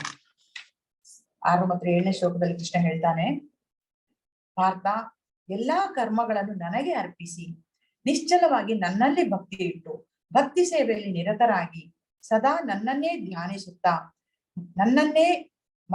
ನನ್ನಲ್ಲೇ ಮನಸ್ಸನ್ನು ನಿಲ್ಲಿಸಿ ನನ್ನನ್ನು ಪೂಜಿಸುವವರನ್ನು ನಾನು ಹುಟ್ಟು ಸಾವುಗಳ ಸಂಸಾರ ಸಾಗರದಿಂದ ಶೀಘ್ರವಾಗಿ ಉದ್ಧಾರ ಮಾಡ್ತೇನೆ. ಯಾರು ಭಕ್ತಿ ಸೇವೆಗೆ ಬರ್ತಾರೋ ಅವರನ್ನು ನಾನು ಈ ಭವ ಸಾಗರದಿಂದ ಆದಷ್ಟು ಬೇಗ ನಾನು ಉದ್ಧಾರ ಮಾಡ್ತೇನೆ ಅಂತ ಹೇಳಿ ಕೃಷ್ಣ ಹೇಳ್ತಾನೆ. ಇಲ್ಲಿ ಭಕ್ತಿ ಮಾರ್ಗದಲ್ಲಿ ಅಥವಾ ಭಕ್ತಿ ಯೋಗದಲ್ಲಿ ಮುಂದುವರಿದವರನ್ನು ಅವನಲ್ಲಿ ದೃಢವಾದ ನಂಬಿಕೆ ಇಟ್ಟು ಭಕ್ತಿ ಮಾರ್ಗದಲ್ಲಿ ಸಾಗುತ್ತಿರುವವರನ್ನು ಅದೃಷ್ಟವಂತರು ಅಂತ ಹೇಳಲಾಗಿದೆ. ಯಾಕೆಂದ್ರೆ ದೇವರು ಅವರನ್ನು ಎಷ್ಟು ಬೇಗ ಸಾಧ್ಯವೋ ಅಷ್ಟು ಬೇಗ ಬಂದು ಉದ್ಧರಿಸ್ತಾನೆ. ಅವನು ಯಾವುದೇ ಕೆಲಸ ಮಾಡುತ್ತಿರ್ಬೋದು, ಅಲ್ಲಿ ಅವನಿಗೆ ಭಕ್ತಿಯೇ ಮುಖ್ಯ, ಭಕ್ತಿಯೇ ಅವನ ಮಾನದಂಡ. ಅವನು ಕೃಷ್ಣನಿಗೋಸ್ಕರನೇ ಕೆಲಸ ಮಾಡ್ತಾ ಇರ್ತಾನೆ. ಕೃಷ್ಣನನ್ನು ಪ್ರಸನ್ನಗೊಳಿಸುವುದೇ ಅವನ ಜೀವನದ ಉದ್ದೇಶ. ಕೃಷ್ಣನಿಗೋಸ್ಕರ ತ್ಯಾಗ ಮಾಡ್ತಾನೆ, ಕೃಷ್ಣನಿಗೋಸ್ಕರ ಕೆಲಸ ಮಾಡ್ತಾನೆ, ಕೃಷ್ಣನಿಗೋಸ್ಕರ ಕಷ್ಟಪಡ್ತಾನೆ. ಅವನ ಮನಸ್ಸಿನಲ್ಲಿ ಕೃಷ್ಣನನ್ನು ಸಂಪ್ರೀತಿಗೊಳಿಸುವುದೇ ಅವನ ಧ್ಯೇಯ ಆಗಿರ್ತದೆ, ಅವನ ಮುಖ್ಯ ಗುರಿ ಆಗಿರ್ತದೆ. ಅಂಥವರನ್ನು ನಾನು ಈ ಭವಸಾಗರದಿಂದ, ಈ ಜೀವನ ಸಾಗರಕ್ಕೆ ಹೋಲಿಸಿದ್ದಾರೆ. ಅಷ್ಟು ಕಷ್ಟ ಇದರಲ್ಲಿ ಈಜಾಡೋದು ಅಂತ. ಯಾರಾದ್ರೂ ಸಮುದ್ರದ ಮಧ್ಯದಲ್ಲಿ ಬಿದ್ರೆ ಎಷ್ಟು ನುರಿತ ಈಜುಗಾರನೇ ಆಗಿದ್ರು ಕೂಡ, ಎಂಥ ಲೈಫ್ ಜಾಕೆಟ್ ಅವನು ಹಾಕೊಂಡಿದ್ರು ಕೂಡ ಈಜ್ಕೊಂಡು ದಡ ಸೇರ್ಲಿಕ್ಕೆ ತುಂಬಾ ಕಷ್ಟ, ಸಾಧ್ಯವೇ ಇಲ್ಲ ಅಂತ ಹೇಳ್ಬೋದು. ಅದೇ ಸಮಯದಲ್ಲಿ ಒಂದು ಬೋಟ್ ಅಥವಾ ಒಂದು ದೋಣಿ ಅಥವಾ ಒಂದು ಹೆಲಿಕಾಪ್ಟರ್, ಒಂದು ಹಡಗು ನಿಮ್ಮನ್ನು ಬಂದು ರಕ್ಷಿಸ್ಬೇಕಷ್ಟೇ. ಹಾಗಿದ್ರೆ ಮಾತ್ರ ನೀವು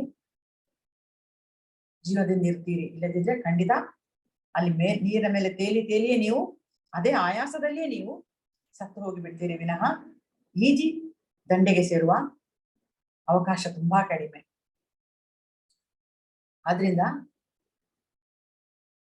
ಈ ಭವಸಾಗರದಲ್ಲಿ ಬಿದ್ದವರನ್ನು, ನಮ್ಮಂತವರನ್ನು ಕೃಷ್ಣನೇ ಉದ್ಧರಿಸಬೇಕು. ಇದಕ್ಕೆ ದಾರಿ ಭಕ್ತಿ ಮಾರ್ಗ ಮಾತ್ರ. ಭಕ್ತಿಯಿಂದ ಅವನನ್ನು ಪೂಜಿಸಿದ್ರೆ ಅವನು ನಮ್ಮನ್ನು ಭವಸಾಗರದಿಂದ ಮೇಲಕ್ಕೆತ್ತಾನೆ. ಎಷ್ಟೇ ದೊಡ್ಡ ವಿದ್ವಾಂಸರಾಗಿರ್ಬೋದು, ವೇದ ಶಾಸ್ತ್ರಗಳ ಅಧ್ಯಯನ ಮಾಡಿ ಪಾಂಡಿತ್ಯವನ್ನು ಗಳಿಸಿರ್ಬೋದು, ಆದ್ರೆ ಅವರಿಗೆ ಮನಸ್ಸಿನಲ್ಲಿ ಭಕ್ತಿ ಇಲ್ಲ ಅಂತ ಆದ್ರೆ ಅವ್ರು 24 ಗಂಟೆ ದೇವರ ಬಗ್ಗೆ ಧ್ಯಾನ ಮಾಡ್ತಾ ಇಲ್ಲ. ಬರೀ ಅವರ ವಿದ್ವಾಂಸರಾದ್ರೆ ಏನಾಗ್ತದೆ, ಜ್ಞಾನ ಬಂದ್ರೆ ಏನಾಗ್ತದೆ, ಅವರಿಗೆ ಅವರ ಜ್ಞಾನವೇ ಅವರಿಗೆ ದೊಡ್ಡದಾಗ್ತದೆ. ಅದನ್ನೇ ಅವರು ನಂಗೆ ಅಷ್ಟು ಗೊತ್ತುಂಟು, ನಾನು ಅದನ್ನೆಲ್ಲ ಕಲ್ತಿದ್ದೇನೆ, ಅದೇ ಅವರ ಮನಸ್ಸಿನಲ್ಲಿ ವಿಚಾರ ಮಂಥನ ಆಗ್ತಾ ಇರ್ತದೆ ವಿನಃ ಅವ್ರು ಹೊರಟಿರೋದು ಕೃಷ್ಣನ ಬಗ್ಗೆ ಅಧ್ಯಯನಕ್ಕೆ. ಆದ್ರೆ ಅವರು ಅರ್ಧ ದಾರಿಯಲ್ಲೇ ನಿಂತು ಬಿಡ್ತಾರೆ. ಅವರು ಗುರಿ ಮುಟ್ಟುವುದಿಲ್ಲ, ಕೃಷ್ಣನ ಕಡೆಗೆ ಸಾಗುವುದಿಲ್ಲ. ಅವರು ಅಧ್ಯಯನದಲ್ಲೇ ಅವರು ದೊಡ್ಡ ಆದ್ಮೇಲೆ ಅವರು ಅದೇ ಒಂದು ಮುಖ್ಯ ಅವರ ವಿಚಾರ ಆಗಿಬಿಡ್ತದೆ. ಅಧ್ಯಯನವೇ ಅವರ ಮುಖ್ಯ ಅಂಶ ಆಗಿಬಿಡ್ತದೆ. ಅದರಿಂದ ನಾವೊಂದು ಮಗುವಿನ ಹಾಗೆ, ಅಂದ್ರೆ ಮಕ್ಕಳು ಹೇಗೆ, ಸಣ್ಣ ಮಕ್ಕಳು ಸಿಕ್ಕಿದ ಕಡೆಯಲ್ಲೆಲ್ಲ ಹತ್ತುತ್ತಾರೆ, ಸಿಕ್ಕಿದ್ದನ್ನೆಲ್ಲ ಎಳೀತಾರೆ. ಅವ್ರು ಎಲ್ಲಿ ಹತ್ತಿದ್ರೆ ಎಲ್ಲಿ ಬೀಳ್ತೇನೋ ಅಂತ ಹೇಳುವ ಹೆದರಿಕೆ ಏನು ಇರುವುದಿಲ್ಲ ಅವರಿಗೆ. ಯಾಕಂತ ಹೇಳಿದ್ರೆ ಅವರಿಗೆ ತಂದೆ ತಾಯಿಗಳು ಅವರನ್ನು ಸಾಕ್ತಾ ಇರ್ತಾರೆ. ಸಣ್ಣ ಮಕ್ಕಳು 2 ವರ್ಷ 3 ವರ್ಷದ ಮಕ್ಕಳನ್ನು ತಂದೆದೋ ತಾಯಿ ಅವರನ್ನು ಹಿಂಬಾಲಿಸ್ತಾ ಇರ್ತಾರೆ. ಎಲ್ಲಿ ಮಗು ಬಿದ್ದು ಬಿಡ್ತಾನೋ, ಎಲ್ಲಿ ಮಗು ಬಿದ್ದುಕೊಂಡು ಗಾಯ ಮಾಡ್ಕೊಳ್ತದೋ ಅಂತ ಹೇಳಿ ಮಗುವಿನ ಸುತ್ತಮುತ್ತ ಯಾರಾದ್ರೂ ದೊಡ್ಡವರು ತಂದೆ ತಾಯಿ ಇದ್ದೇ ಇರ್ತಾರೆ. ಅದಕ್ಕೆ ಹೆದರಿಕೆ ಇಲ್ಲ, ಧೈರ್ಯವಾಗಿ ಸಿಕ್ಕಿದ ಕಡೆ ಎಲ್ಲ ಹತ್ತಿ ಬಿಡ್ತದೆ, ಸಿಕ್ಕಿದ್ದನ್ನೆಲ್ಲ ಎಳೀತದೆ. ಹಾಗೆ ಯಾಕೆ ಅದಕ್ಕೆ ಅಷ್ಟು ಧೈರ್ಯ? ಬಿದ್ರೆ ನನ್ನ ನೋಡಿಕೊಳ್ಳಿಕ್ಕೆ ನನ್ನ ತಂದೆ ತಾಯಿ ಇದ್ದಾರೆ, ನನ್ನೊಟ್ಟಿಗೆ ಇದ್ದಾರೆ, ಅವರು ನನ್ನ ಹಿಂದೆ ಇದ್ದಾರೆ, ನಾನು ಏನ್ ಮಾಡಿದ್ರು ಈಗ ನನ್ಗೇನು ಆಗದ ಹಾಗೆ ಅವ್ರು ನೋಡ್ಕೊಳ್ತಾರೆ ಅಂತ ಹೇಳೋ ಒಂದು ಧೈರ್ಯ, ಅಷ್ಟು ದೃಢವಾಗಿ ನಂಬಿದೆ ಅದು ತಂದೆ ತಾಯಿಯನ್ನು.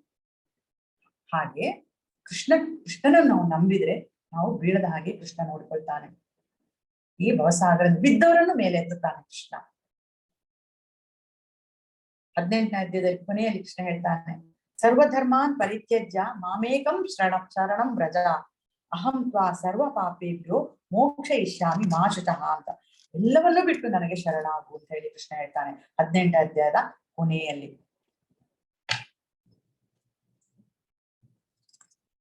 ಮಯ್ಯೇವ ಮನ ಅತತ್ಸ್ವಂ ಮಯಿ ಬುದ್ಧಿಂ ನಿವೇಶಯ ನಿವಿಶಿಷ್ಯಸಿ ಮಯ್ಯೇವ ಅತ ಊರ್ಧ್ವಂ ನ ಸಂಶಯಃ ಅತ ಚಿತ್ತಂ ಸಮಾಧಾತುಂ ನ ಶಕ್ನೋಸಿ ಮಯಿ ಸ್ಥಿರಂ ಅಭ್ಯಾಸ ಯೋಗೇನ ತತೋ ಮಾಮಿಚ್ಛಾಪ್ತುಂ ಧನಂಜಯ. ಕೃಷ್ಣ ಹೇಳ್ತಾನೆ, ನನ್ನ ದೇವೋತ್ತಮ ಪರಮ ಪುರುಷನಾದ ನನ್ನಲ್ಲಿ ಮನಸ್ಸನ್ನು ನಿಲ್ಲಿಸು, ನಿನ್ನ ಬುದ್ಧಿಯನ್ನು ಸಂಪೂರ್ಣವಾಗಿ ನನ್ನಲ್ಲಿ ತೊಡಗಿಸು, ಸಾಕು, ನಿಸ್ಸಂದೇಹವಾಗಿ ಇದರಿಂದ ನೀನು ಯಾವಾಗಲೂ ನನ್ನಲ್ಲಿ ವಾಸಿಸುವೆ. ಎಷ್ಟು ಕ್ಲಿಯರ್ ಆಗಿ ಹೇಳ್ತಾನೆ ಕೃಷ್ಣ ಇಲ್ಲಿ. ಬೇರೆ ಏನ್ ಮಾಡೋದು ಬೇಡ, ನೀನು ದೇವೋತ್ತಮ ಪರಮಪುರುಷನಾದ ನನ್ನಲ್ಲಿ ಮನಸ್ಸನ್ನು ನಿಲ್ಲಿಸು. ನಿನ್ನ ಬುದ್ಧಿಯನ್ನು ಸಂಪೂರ್ಣವಾಗಿ ನನ್ನಲ್ಲಿ ತೊಡಗಿಸು. ಸಾಕು, ನಿಸ್ಸಂದೇಹವಾಗಿ ಇದರಿಂದ ನೀನು ಯಾವಾಗಲೂ ನನ್ನಲ್ಲಿ ವಾಸಿಸುವೆ. ಅರ್ಜುನ, ನಿಶ್ಚಲವಾಗಿ ನನ್ನಲ್ಲಿ ನಿನ್ನ ಮನಸ್ಸನ್ನು ನಿಲ್ಲಿಸಲು ಸಾಧ್ಯವಾಗದಿದ್ದರೆ ಭಕ್ತಿಯೋಗದ ನಿಯಂತ್ರಕ ತತ್ವಗಳನ್ನು ಅನುಸರಿಸಲು ಪ್ರಯತ್ನಿಸು. ಹೀಗೆ ನನ್ನನ್ನು ಸೇರುವ ಬಯಕೆಯನ್ನು ಬೆಳೆಸಿಕೊ. 8, 9, 10, 11ನೇ ಶ್ಲೋಕದಲ್ಲಿ ಕೃಷ್ಣ ಭಕ್ತಿ ಮಾಡುವುದು ಹೇಗೆ ಸ್ಟೆಪ್ ಬೈ ಸ್ಟೆಪ್ ಹೇಳ್ಕೊಡ್ತಾ ಇದ್ದಾನೆ. ಕೆಲವರು ಹೇಳ್ಬೋದು ನಮ್ಗೆ ಇದಾಗುದಿಲ್ಲ, ಈ ರೀತಿ ಭಕ್ತಿ ಮಾಡ್ಲಿಕ್ಕೆ ಆಗುದಿಲ್ಲ, ನಂಗೆ ಆ ರೀತಿ ಭಕ್ತಿ ಮಾಡ್ಲಿಕ್ಕೆ ಆಗುದಿಲ್ಲ ಅಂತ. ಆದ್ರೆ ಕೃಷ್ಣ ಅನೇಕ ಉಪಾಯಗಳನ್ನು ಕೊಡ್ತಾ ಇದ್ದಾನೆ. ಯಾವ ರೀತಿಯಲ್ಲಾದ್ರೂ ಭಕ್ತಿಯನ್ನು ಮಾಡು, ಯಾವ ರೀತಿಯಲ್ಲಾದ್ರೂ ನನ್ನನ್ನು ಸೇರುವಂತಹ ಬಯಕೆಯನ್ನು ಬೆಳೆಸಿಕೊ. ಆಗ ನೀನು ನನ್ನಲ್ಲಿಗೆ ಬರುವೆ ಅಂತ ಹೇಳಿ ಬೇರೆ ಬೇರೆ ರೀತಿಯ ಉಪಾಯಗಳನ್ನು ಕಲಿಸಿಕೊಡ್ತಾ ಇದ್ದಾನೆ ಕೃಷ್ಣ ನನ್ಗೆ ಇಲ್ಲಿ ಅರ್ಜುನನ ಮೂಲಕ. ಕೃಷ್ಣ ಸೇವೆಯಲ್ಲಿ ನಿರತರಾದವರು ಯಾವಾಗ ಪ್ರಾರಂಭದಲ್ಲಿಯೇ ಅವರು ಕೃಷ್ಣನಿಗೋಸ್ಕರ ಕೆಲಸ ಮಾಡ್ತಾ ಇರ್ತಾರೆ. ಒಂದು ರೀತಿಯ ನೇರವಾದ ಸಂಬಂಧವನ್ನು ಅವರು ಬೆಳೆಸಿಕೊಳ್ತಾರೆ. ಕಲಿಯುಗದಲ್ಲಿ ನಾಮಾಮೃತವೇ ಅತ್ಯಂತ ಭಕ್ತಿಗೆ ಮುಖ್ಯವಾದದ್ದು. ಕೃಷ್ಣ ನಾಮರೂಪದಲ್ಲಿ ಇಳಿದು ಬಂದಿದ್ದಾನೆ ಕಲಿಯುಗದಲ್ಲಿ. ಕೃಷ್ಣನ ನಾಮ, ಕೃಷ್ಣ ಬೇರೆ ಅಲ್ಲ. ಕೃಷ್ಣ ಅಂತ ನಾವೇನು ಕರೀತೇವೆ ಆಗ ಕೃಷ್ಣ ನಮ್ಮ ನಾಲಗೆಯಲ್ಲಿ ಕುಣಿತಾನೆ. ಕೃಷ್ಣ ಬೇರೆ ಅಲ್ಲ, ಕೃಷ್ಣನ ನಾಮ ಬೇರೆ ಅಲ್ಲ. ಕಲಿಯುಗದಲ್ಲಿ ಪುರಂದರದಾಸರೊಂದು ಹಾಡಿದೆ, ನೀನ್ ಯಾಕೋ ನಿನ್ನ ಹಂಗ್ಯಾಕೋ ನಿನ್ನ ನಾಮದ ಬಲ ಹೊಂದಿದ್ದರೆ ಸಾಕು ಅಂತ. ತುಂಬಾ ಪ್ರಸಿದ್ಧವಾದ ಹಾಡು. ದಾಸರದ್ದು ಇದು ನಿಂದಾಸ್ತುತಿ ಅಂತ ಹೇಳ್ತಾರೆ. ಅವರು ಕಾಡಿ ಬೇಡಿ ಕೃಷ್ಣನನ್ನು ಒಲಿಸ್ಕೊಳ್ತಾರೆ. ಹೇಗಾದ್ರೂ ಬೈತಾರೆ ಅವರು ಕೃಷ್ಣನನ್ನು. ಆ ರೀತಿ ನಮ್ಗೆ ಇರ್ಲಿಕ್ಕೆ ಸಾಧ್ಯ ಅಲ್ಲ. ಅವರೆಲ್ಲ ಅವತಾರ ಪುರುಷರು. ಕೃಷ್ಣ ಹೇಳಿದ ಹಾಗೆ ಕೆಲವು ಸಲ ಕೃಷ್ಣನೇ ಸ್ವತಃ ಇಳಿದು ಬರ್ತಾನೆ, ಕೆಲವು ಸಲ ಅವನು ಪ್ರತಿನಿಧಿಗಳನ್ನು ಕಳಿಸ್ಕೊಡ್ತಾನೆ. ಆ ರೀತಿ ಅವರೆಲ್ಲ ಮುಕ್ತಾತ್ಮರು, ದಾಸರೆಲ್ಲ ಮುಕ್ತಾತ್ಮರು. ಅವರೆಲ್ಲ ಯಾವುದೋ ಒಂದು ಕೃಷ್ಣ ಹೇಳಿದ ಕೆಲಸಕ್ಕೆ ಬಂದಿರ್ತಾರೆ, ತಮ್ಮ ಕೆಲಸ ಮುಗಿಸ್ಕೊಂಡು ನೇರವಾಗಿ ಅವರು ಕೃಷ್ಣ ಲೋಕಕ್ಕೆ ಹೋಗಿ ಬಿಡ್ತಾರೆ. ಅಂತವರಿಂದ ಮಾತ್ರ ಈ ರೀತಿಯ ಭಕ್ತಿ ಮಾಡ್ಲಿಕ್ಕೆ ಸಾಧ್ಯ. ಆದ್ರೂ ನಾವು ಅವರ ಹಾಡನ್ನು ಹಾಡುವುದರ ಮೂಲಕ ಕೃಷ್ಣನ ನೆನಪನ್ನು ನಮ್ಮ ಮನಸ್ಸಿನಲ್ಲಿ ತಂದ್ಕೊಳ್ಬಹುದು. ನೀನ್ಯಾಕೋ ನಿನ್ನ ಹಂಗೆ ಯಾಕೋ ನಿನ್ನ ನಾಮದ ಬಲ ಹೊಂದಿದ್ದರೆ ಸಾಕು ಅಂತ. ಅಂದ್ರೆ ಕೃಷ್ಣನ ಹೆಸರು ಸಾಕು, ಕೃಷ್ಣನ ಹೆಸರು ಹೇಳಿದ್ರೆ ಸಾಕು, ಕೃಷ್ಣ ಬರ್ಬೇಕು ಅಂತಿಲ್ಲ ಅಂತ ಹೇಳಿ ಇಲ್ಲಿ ಇಂಡೈರೆಕ್ಟ್ ಆಗಿ ಕೃಷ್ಣ ಹೇಳ್ತಾರೆ. ಅಂದ್ರೆ ನಾಮವೇ ಇಲ್ಲಿ ಕೃಷ್ಣ ನಾಮಾವತಾರ ಮಾಡಿದ್ದಾನೆ ಕೃಷ್ಣ ಕಲಿಯುಗದಲ್ಲಿ ಅಂತ. ನೀವು ಒಂದು ಜಪ, ಈಗ ನೀವು ಕೆಲವರು ಇದ್ರಲ್ಲಿ 10-12 ದಿನದಿಂದ ಕ್ಲಾಸ್ ಕೇಳ್ತಾ ಇದ್ದೀರಿ, ನೀವು ಖಂಡಿತ ಜಪ ಮಾಡ್ತಾ ಇರ್ತೀರಿ. ಎಷ್ಟು ಆನಂದ ಸಿಗ್ತದೆ ನಿಮಗೆ. ಯೂಟ್ಯೂಬ್ ಅಲ್ಲಿ ಹಾಕಿದ್ರೆ ಸಾಕು, ನೀವು ಎಷ್ಟೋ ಸಂಕೀರ್ತನೆಗಳನ್ನು ನೀವು ನೋಡ್ಬೋದು. ನರ್ತಿಸುತ್ತಾ ಮೈ ಮರೆಯುತ್ತಾ ಇರ್ತಾರೆ ಕೆಲವರು ಕೃಷ್ಣನ ಸಂಕೀರ್ತನೆ ಮಾಡುತ್ತಾ. ನಮ್ಮ ಮನೆ ಪಕ್ಕ ಒಂದು ಸಣ್ಣ ಮಗು ಇದೆ, ಯಾವಾಗಾದ್ರೂ ಸಂಜೆ ಬರ್ತದೆ. ಅದು ಯಾವಾಗ ಬಂದ್ರು ಟಿವಿ ನೋಡ್ಬೇಕು ಅಥವಾ ಮೊಬೈಲ್ ಕೊಡ್ಬೇಕು ಅಂತ ಹಠ ಮಾಡ್ತಾ ಇರ್ತದೆ. ಒಂದ್ಸಲ ನಮ್ಮ ಮನೆಯವ್ರು ಏನ್ ಮಾಡಿದ್ರು, ಯೂಟ್ಯೂಬ್ ಅಲ್ಲಿ ಹರೇ ಕೃಷ್ಣ ಹಾಡು ಹಾಕಿದ್ರು. ತುಂಬಾ ಚೆನ್ನಾಗಿ ಕೀರ್ತನೆ ಮಾಡುವಂತ ಒಂದು ಹಾಡು ಕೀರ್ತನೆ ಮಾಡ್ತಾ ಇದ್ರು ಭಕ್ತರು. ಕೈ ಎತ್ತಿ ಹರೇ ಕೃಷ್ಣ ಅಂತ ಕುಣಿತಾ ಇದ್ರು. ಆ ಮಗು ನೋಡಿತು, ಅಲ್ಲೇ ನಿಂತು ಬಿಟ್ಟಿದೆ ಅದು ಕಲ್ಲಿನ ಹಾಗೆ. 1 ನಿಮಿಷ ನೋಡಿದ್ದು, 2 ನಿಮಿಷದಲ್ಲಿ ತಾನು ಅದಕ್ಕಿನ್ನೂ 1 ವರ್ಷ 8 ತಿಂಗಳು, ಸರಿಯಾಗಿ ವರ್ಡ್ಸ್ ಅದಕ್ಕೆ ಮಾಡ್ಲಿಕ್ಕೆ ಮಾತಾಡ್ಲಿಕ್ಕೆ ಬರೋದಿಲ್ಲ. ಆದ್ರೂ ಆ ಮಗು ಹರೇ ಕೃಷ್ಣ ಅಂತ ಹೇಳಿ ಟ್ರೈ ಮಾಡಿದ್ದು. ಆ ಟಿವಿಯನ್ನು ನೋಡ್ತಾ ತಾನು ಕೈ ಎತ್ತಿ ಡ್ಯಾನ್ಸ್ ಮಾಡ್ಲಿಕ್ಕೆ ಶುರು ಮಾಡಿದ್ದು. ಅಷ್ಟು ಸಣ್ಣ ಮಗು ಅನ್ನೋದು ಆಕರ್ಷಣೆ ಮಾಡಿದ್ದು ಆ ಹಾಡು, ಆ ನೃತ್ಯ. ಈಗ ಯಾವಾಗ್ಲೂ ಬಂದ್ರು ಹರೇ ಕೃಷ್ಣ ಅಂತ ಹೇಳಿ ಅದು ಟಿವಿಯನ್ನು ತೋರಿಸ್ತದೆ, ಆ ಹಾಡು ಹಾಕಿ ನನಗೆ ನೋಡ್ಬೇಕು ಅಂತ ಹೇಳಿ. ಹಾಗೆ ಎಲ್ಲರನ್ನೂ ಆಕರ್ಷಣೆ ಮಾಡಿಬಿಡ್ತದೆ ಹರೇ ಕೃಷ್ಣ ಮಂತ್ರ. ದಾಸರ ಹಾಡಿದ್ದಾರೆ, ಮಲಗಿ ಪಾಡಲು ಕುಳಿತು ಕೇಳುವ, ಕುಳಿತು ಪಾಡಲು ನಿಲ್ಲುವ, ನಿಂತರೆ ನಲಿದರೆ ಒಲಿವೆ ನಾ ನಿಮಗೆಂಬ ಅಂತ. ಇದು ದಾಸರ ಹಾಡಿದು. ಕುಳಿತು ಪಾಡಲು, ನಾವು ಕುಳಿತುಕೊಂಡು ಹಾಡಿದ್ರೆ, ಮಲಗಿ ಪರಮಾದರದಿ ಪಾಡಲು ಕುಳಿತು ಕೇಳುವ, ನಾವು ಮಲ್ಕೊಂಡು ಹಾಡಿದ್ರೆ ಕೃಷ್ಣ ಕುಳಿತುಕೊಂಡು ಕೇಳ್ತಾನಂತೆ. ಕುಳಿತು ಪಾಡಲು ನಿಲ್ಲುವ, ನಾವು ಕೂತ್ಕೊಂಡು ಹಾಡಿದ್ರೆ ನಿಂತ್ಕೊಂಡು ಕೇಳ್ತಾನಂತೆ. ನಿಂತರೆ ನಲಿವ, ನಾವು ನಿಂತ್ಕೊಂಡು ಹರೇ ಕೃಷ್ಣ ಹೇಳಿದ್ರೆ ಅವನು ಕೃಷ್ಣನ್ನ ಕುಣಿತಾನಂತೆ. ನಲಿದರೆ ಒಲಿವೆ ನಾನ್ ನಿಮಗೆಂಬ. ಹಾಗಿದ್ರೆ ನಾವೇ ನರ್ತನ ಮಾಡ್ಕೊಂಡು ಹಾಡಿದ್ರೆ ಕೃಷ್ಣ ನಮಗೆ ಒಲಿತಾನೆ ಅಂತ ಹೇಳೋದನ್ನು ಇಲ್ಲಿ ದಾಸರ ಹಾಡಿದ್ದಾರೆ. ಭಕ್ತಿಯೋಗ ಅಂತ ಹೇಳಿದ್ರೆ ನಮ್ಮ ಇಂದ್ರಿಯಗಳನ್ನು ಶುದ್ಧ ಮಾಡುವುದು. ನಮ್ಮ ಈ ಇಂದ್ರಿಯಗಳೆಲ್ಲ ಬೇರೆ ಬೇರೆ ಸಂಸಾರದಲ್ಲಿ ಇದ್ದೇವೆ ನಾವು, ಬೇರೆ ಬೇರೆ ರೀತಿ ಅದು ಕಲ್ಮಶಗೊಂಡಿದೆ, ಬೇರೆ ಬೇರೆ ರೀತಿಯ ಸಂಪರ್ಕದಿಂದ ಅದು ಕಲ್ಮಶಗೊಂಡಿದೆ. ನಾವು ಯಾರ್ಯಾರಿಗೋ ಸೇವೆ ಮಾಡ್ತಾ ಇರ್ತೇವೆ. ಆ ಸೇವೆಯನ್ನು ನಾವು ಕೃಷ್ಣನ ಕಡೆಗೆ ತಿರುಗಿಸಿದ್ರೆ ನಮಗೆ ಕೃಷ್ಣ ಪ್ರೇಮ ದೊರಕ್ತದೆ, ಆನಂದ ದೊರಕ್ತದೆ. ನಮ್ಗೆ ಪ್ರೀತಿ ಯಾರಿಗೆ ಬೇಡ? ಎಲ್ಲರೂ ನಾವು ಎಲ್ಲರೂ ನಮ್ಮನ್ನು ಪ್ರೀತಿಸ್ಬೇಕು ಅಂತ ನಾವು ಬಯಸ್ತಾ ಇರ್ತೇವಲ್ವಾ? ಎಲ್ಲರೂ ನಮ್ಮನ್ನು ಪ್ರೀತಿಸ್ಬೇಕು. ಆ ಪ್ರೀತಿ ಯಾರಿಗೆ ಬೇಡ? ಅದೇ ಕೃಷ್ಣನನ್ನು ನಾವು ಪ್ರೀತಿಸಿದ್ರೆ ನಾವು ಅವನನ್ನು ಪ್ರೀತಿಸುವುದಕ್ಕಿಂತ ದುಪ್ಪಟ್ಟು ಅವನು ನಮ್ಮನ್ನು ಪ್ರೀತಿಸ್ತಾನೆ, ನಮ್ಮ ಕಡೆಗೆ ಪ್ರೇಮ ದೃಷ್ಟಿಯನ್ನು ಬೀರ್ತಾನೆ ಅವನು. ನನ್ನ ಪ್ರಜ್ಞೆ, ಕೃಷ್ಣ ಹೇಳ್ತಾನೆ, ಭಕ್ತಿ ಯೋಗದ ನಿಯಮಗಳನ್ನು ಅಭ್ಯಾಸ ಮಾಡಲು ನಿನಗೆ ಸಾಧ್ಯವಾಗದಿದ್ದರೆ ನನಗಾಗಿ ಕೆಲಸ ಮಾಡಲು ಪ್ರಯತ್ನಿಸು.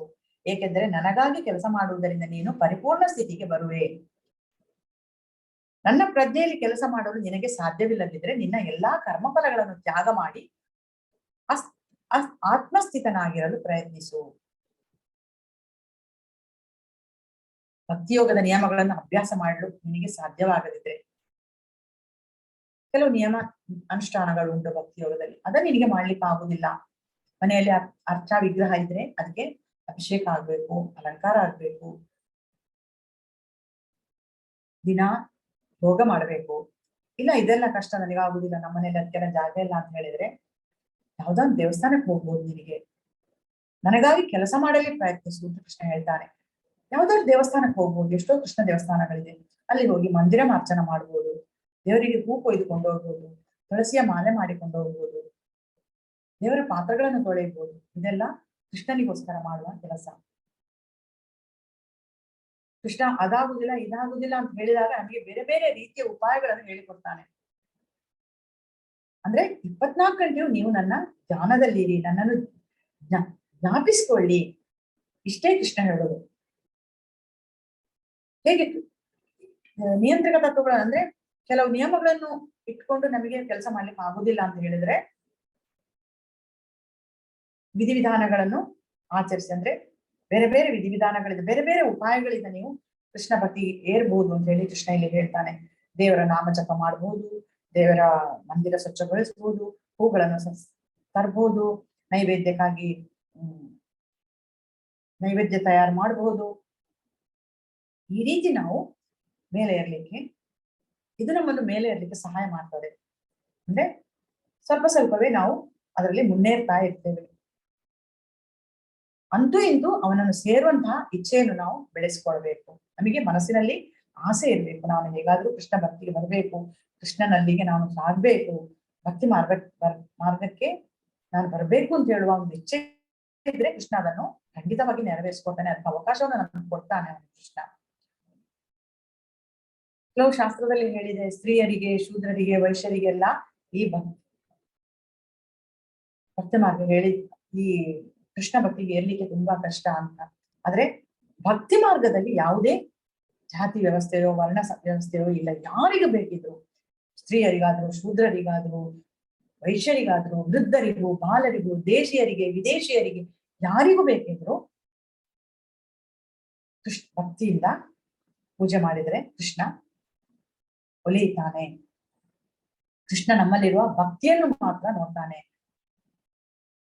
ಅದರಲ್ಲಿ ಜಾತಿ ಮುಖ್ಯ ಅಲ್ಲ, ನಿಮ್ಮ ವರ್ಣ ಮುಖ್ಯ ಅಲ್ಲ, ನಿಮ್ಮ ಯಾವ ಸ್ತ್ರೀಯೋ ಪುರುಷನ ಅನ್ನೋದು ಕೂಡ ಮುಖ್ಯ ಅಲ್ಲ. ತಪಸ್ಸು, ಧ್ಯಾನ ಇಂಥವುದೆಲ್ಲ ಸ್ತ್ರೀಯರಿಗೆ ಕಷ್ಟ. ಈಗಿನ ಕಾಲದಲ್ಲಂತೂ ಖಂಡಿತ ಮಾಡಿ. ಆದ್ರೆ ಈ ಭಕ್ತಿಯಂತೂ ಖಂಡಿತ ಯಾರು ಕೂಡ ಮನೆಯಲ್ಲಿ ಕೂತೆ ಅಥವಾ ಆಫೀಸ್ ಹೋಗ್ತಾನೋ ಕಾಲೇಜಿಗೆ ಹೋಗ್ತಾನೋ ಯಾರು ಕೂಡ ಭಕ್ತಿ ಮಾರ್ಗವನ್ನು ಮಾಡಬಹುದು. ಭಕ್ತಿ ಮಾರ್ಗದಲ್ಲಿ ಕೃಷ್ಣನ ಸೇವೆ ಮಾಡಬಹುದು ಅಂತ ಕೃಷ್ಣ ಇಲ್ಲಿ ಹೇಳ್ತಾನೆ. ಅಥವಾ ಆ ರೀತಿ ನಿಂದ ಮಾಡ್ಲಿಕ್ಕೆ ಆಗ್ಲಿಲ್ಲ ಅಂತ ಹೇಳಿದ್ರೆ ಪೂರ್ಣ ಪ್ರಮಾಣದಲ್ಲಿ ತಮ್ಮ ಜೀವನವನ್ನು ಕೃಷ್ಣ ಭಕ್ತಿಗೆ ಮುಡಿಪಾಗಿಟ್ಟಂತಹ ಎಷ್ಟೋ ಭಕ್ತರಿದ್ದಾರೆ ದೇವಸ್ಥಾನಗಳಲ್ಲಿ. ಅವರಿಗೆ ಕೃಷ್ಣನ ಕೆಲಸ ಬಿಟ್ಟು ಬೇರೇನೂ ಇಲ್ಲ. ಅವರಿಗೆ 24 ಗಂಟೆಯೂ ಸಾಕಾಗುದಿಲ್ಲ ಕೆಲಸ ಮಾಡ್ಲಿಕ್ಕೆ. ಕೃಷ್ಣನಿಗೋಸ್ಕರ ಕೆಲಸ ಮಾಡ್ತಾ ಇರ್ತಾರೆ. ಅವರು ಕೃಷ್ಣನಿಗೋಸ್ಕರ ಕೆಲಸ ಮಾಡ್ಲಿಕ್ಕೆ ಅವ್ರಿಗೆ 24 ಗಂಟೆಗೂ ಸಾಕಾಗೋದಿಲ್ಲ. ಅಂತವರಿಗೆ ನೀವು ಸಹಾಯ ಮಾಡಬಹುದು. ಅಂದ್ರೆ ಇಲ್ಲಿ ಕೃಷ್ಣ ಬೇರೆ ಬೇರೆ ರೀತಿಯ ಉಪಾಯಗಳನ್ನು ನಮಗೆ ತಿಳಿಸ್ತಾ ಇದ್ದಾನೆ. ನಾನು 24 ಗಂಟೆ ಧ್ಯಾನಿಸು, ಅದಾಗದಿದ್ರೆ ನೀನು ಕರ್ಮಫಲ ತ್ಯಾಗ ಮಾಡು, ಅಥವಾ ಅದಾಗದಿದ್ರೆ ನೀನು ನನಗೋಸ್ಕರ ಕೆಲಸ ಮಾಡು, ಅಥವಾ ಕರ್ಮಫಲ ತ್ಯಾಗ ಮಾಡು. ಈ ರೀತಿ ಬೇರೆ ಬೇರೆ ರೀತಿಯಲ್ಲಿ ಹೇಳ್ತಾ ಇದ್ದಾನೆ. ನಮಗೆ ತುಂಬಾ ಉಪಾಯಗಳನ್ನು ಕೊಡ್ತಾ ಇದ್ದಾನೆ. ಯಾವ ರೀತಿಯಾದ್ರೂ ನೀವು ನನ್ನಲ್ಲಿಗೆ ಬನ್ನಿ ಅಂತ ಹೇಳುವುದಕ್ಕೆ ಅವನು ದಾರಿ ತೋರಿಸ್ತಾ ಇದ್ದಾನೆ ಕೃಷ್ಣ. ಹಾಗೆ ಕೃಷ್ಣ ಭಕ್ತಿಗೆ ಜೀವನವನ್ನೇ ಮುಡಿಪಾಗಿಟ್ಟಂತಹ ತುಂಬಾ ಕೃಷ್ಣ ಭಕ್ತರಿದ್ದಾರೆ. ಅವರಿಗೋಸ್ಕರ ನಾವು ಕೆಲಸ ಮಾಡ್ಬೋದು. ಅವರಿಗೆ 24 ಗಂಟೆ ಸಾಕಾಗುವುದಿಲ್ಲ. ಅವರ ಯಾವ್ದಾದ್ರು ಒಂದು ಸಣ್ಣ ಕೆಲಸವನ್ನು ನೀವು ವಹಿಸ್ಕೊಂಡು ಮಾಡ್ಬೋದು. ಅವರ ಕೆಲಸ ಮನ ಧನದಿಂದ ಅವರಿಗೆ ನೀವು ಸಹಾಯ ಮಾಡ್ಬೋದು. ಹೀಗೆ ಅವರಿಗೆ ನಾನಾ ವಿಧದ ಕಾರ್ಯಕ್ಷೇತ್ರಗಳಿವೆ. ಆ ರೀತಿ ನೀವು ಕೆಲಸ ಮಾಡಬಹುದು ಹೇಳಿ ಕೃಷ್ಣ ಹೇಳ್ತಾನೆ. ಇದು ಸಾಧ್ಯವಾಗದಿದ್ರೆ ಕರ್ಮಫಲ ತ್ಯಾಗ ಮಾಡಬಹುದು. ನನ್ನ ಪ್ರಜ್ಞೆಯಲ್ಲಿ ಕೆಲಸ ಮಾಡಲು ನಿನಗೆ ಸಾಧ್ಯವಿಲ್ಲದಿದ್ದರೆ ನಿನ್ನ ಎಲ್ಲಾ ಕರ್ಮಫಲವನ್ನು ತ್ಯಾಗ ಮಾಡಿ ಆತ್ಮಸ್ಥಿತನಾಗಿರಲು ಪ್ರಯತ್ನಿಸು ಅಂತ ಹೇಳಿ ಕೃಷ್ಣ ಹೇಳ್ತಾನೆ. ನೀನು ಮಾಡಿದ ಎಲ್ಲಾ ಕರ್ಮಫಲಗಳನ್ನು ಕೃಷ್ಣಾರ್ಪಣ ಅಂತ ಹೇಳು. ಎಲ್ಲವನ್ನು ಕೃಷ್ಣನ ಇಚ್ಛೆಗೆ ಬಿಟ್ಟು ಕೃಷ್ಣ ಕೆಲಸ ಮಾಡು. ಕೆಲವು ಸಲ ನಮ್ಗೆ ಕೃಷ್ಣ ಭಕ್ತಿ ಮಾಡ್ಲಿಕ್ಕೆ ಅಥವಾ ಯಾವುದೋ ಕೃಷ್ಣನಿಗೋಸ್ಕರ ಕೆಲಸ ಮಾಡುವಾಗ ಯಾವುದೋ ಒಂದು ಅಡ್ಡಿ ಬರ್ತದೆ. ಎಲ್ಲರ ಸಹಕಾರ ನಮಗೆ ಸಿಗ್ತದೆ ಅಂತ ಹೇಳಲಿಕ್ಕೆ ಆಗೋದಿಲ್ಲ. ಮನೆಯಲ್ಲಿ ಗೃಹಿಣಿ ಇರ್ಬೋದು, ಅಥವಾ ಆಫೀಸ್ಗೆ ಹೋಗಿರುವಂತಹ ಪುರುಷರೇ ಇರ್ಬೋದು. ಅವರಿಗೆ ಆಫೀಸ್ಗೆ ಹೋದ್ರೆ ಆಫೀಸ್ನಲ್ಲಿ ಅವ್ರದೇ ತರಬೇತಿ ಬಾಸ್ ಅನ್ನೋರು, ಅವರಿಗೆ ಬಾಸ್ ಇರ್ತಾರೆ, ಅಥವಾ ಅವರ ಕೆಲಸ ಮಾಡುವ ಕೆಲಸಗಾರ ಇರ್ತಾರೆ. ಮನೆಯಲ್ಲಿ ಗೃಹಿಣಿಗಾದ್ರೆ ಮಕ್ಳು ಇರ್ತಾರೆ, ಅವರ ಗಂಡನಿಗೆ ಆಫೀಸ್ಗೆ ಹೋಗ್ಬೇಕು. ತುಂಬಾ ತೊಡಕುಗಳು ನಮಗೆ ಅಡೆತಡೆಗಳು ಒದಗ್ತದೆ. ಆಗ ನಾವೇನ್ ಮಾಡ್ಬೇಕು ಅಂತ ಹೇಳಿದ್ರೆ, ಎಷ್ಟು ಬೇಕೋ ನಾವು ಅಷ್ಟೇ ಕೆಲಸವನ್ನು ವಹಿಸ್ಕೊಳ್ಬೇಕು. ಅಥವಾ ಏನಾದ್ರೂ ಒಂದು ಕೆಲಸ ಮಾಡಿದ್ರು ಕೂಡ ಇದು ಕೃಷ್ಣನಿಗೋಸ್ಕರ ನಾನು ಮಾಡ್ತಾ ಇದ್ದೇನೆ ಅಂತ ಹೇಳೋ ಒಂದು ಜ್ಞಾನ ನಮ್ಮಲ್ಲಿ ಬೆಳೆದುಕೊಳ್ಬೇಕು. ಈಗ ನಾವು ಬೆಳಿಗ್ಗೆ ಒಂದು ಅರ್ಧ ಗಂಟೆ ನೀವು ಹರೇ ಕೃಷ್ಣ ಮಾಡ್ತಾ ಇದ್ದೀರಿ ಅಂತ ಹೇಳಿದ್ರೆ, ನಿಮಗೆ ಕೆಲವು ಸಲ ನಿಮಗೆ ಅನಗತ್ಯ ಕಾಲ್ಗಳೆಲ್ಲ ಬರ್ತದೆ. ಫ್ರೆಂಡ್ಸ್ ಕಾಲ್ ಮಾಡ್ತಾರೆ, 11 ಗಂಟೆಗೆ ನೀವು ಕೂತಿದ್ದೀರಿ ಅಂತ ಅಂದ್ಕೊಳ್ಳೋಣ. 4 ರೌಂಡ್ ಹರೇ ಕೃಷ್ಣ ಮಾಡಬೇಕು, ಜಪಮಾಲೆ ಹಿಡಿದು ಕೈಯಲ್ಲಿ ಕೂತಿದ್ದೀರಿ. ಇಷ್ಟೊತ್ತಿಗೆ ನಿಮ್ಗೆ ಕೆಲವು ಫೋನ್ ಎಲ್ಲ ಬರ್ತದೆ. ಇಷ್ಟ ಇಲ್ಲದಿದ್ರೆ ನೀವು ಅದನ್ನ ತೆಗಿಲಿಕ್ಕೆ ಹೋಗ್ಬೇಡಿ. ಹೇಳಿಬಿಡಿ, ನೀವು ನಾನು ಸ್ವಲ್ಪ ಅರ್ಧ ಗಂಟೆ ಬಿಸಿ ಇದ್ದೇನೆ, ಕೃಷ್ಣನಿಗೋಸ್ಕರ ಕೆಲಸ ಮಾಡ್ತಾ ಇದ್ದೇನೆ, ಕೃಷ್ಣ ಪ್ರಜ್ಞೆಯಲ್ಲಿ ಇದ್ದೇನೆ ಅಂತ. ನಿಮ್ಮ ಉನ್ನತಿಯನ್ನು ಬಯಸುವವರಾದ್ರೆ, ನಿಮ್ಮ ಮಕ್ಕಳು ಗಂಡ ನಿಮ್ಮ ಉನ್ನತಿಯನ್ನು ಬಯಸುವವರಾದ್ರೆ ಅವರು ಖಂಡಿತ ಮುಂದೆ ಅವರು ನಿಮಗೆ ಉಪದ್ರ ಮಾಡೋದಿಲ್ಲ. ಅಥವಾ ನಿಮ್ಮ ಟೈಮ್ ಹಾಳು ಮಾಡುವವರು, ನಿಮ್ಮೊಂದಿಗೆ ಬರೀ ಕಾಲಹರಟೆ ಮಾಡ್ಲಿಕ್ಕೆ ಅವ್ರು ಫೋನ್ ಮಾಡಿದ್ದಾರೆ ಅಥವಾ ನಿಮ್ಮ ಮನೆಗೆ ಬಂದಿದ್ದಾರೆ ಅಂತ ಆದ್ರೆ ಅವರು ಮುಂದೆ ಯಾವತ್ತೂ ಬರೋದಿಲ್ಲ. ಇದು ಕೃಷ್ಣ ಪ್ರಜ್ಞೆಯಲ್ಲಿರುವ ಒಂದು ಉತ್ತಮ ಅಂಶ. ತಾನಾಗಿ ಕೃಷ್ಣ ಅಂತಹ ಅಡೆತಡೆಗಳನ್ನು ನಮ್ಮಿಂದ ದೂರ ಮಾಡಿಬಿಡ್ತಾನೆ. ಒಳ್ಳೇದೇ ಆಯ್ತಲ್ಲ. ನಿಮ್ಗೆ ಸುಮ್ಮನೆ ಕಾಲಹರಣಕ್ಕೋಸ್ಕರ ಮಾತಾಡೋದಕ್ಕಿಂತ ಆ ಸಮಯದಲ್ಲಿ ನೀವು ಕೃಷ್ಣ ಪ್ರಜ್ಞೆಯನ್ನು ಮಾಡ್ಬೋದಲ್ಲ.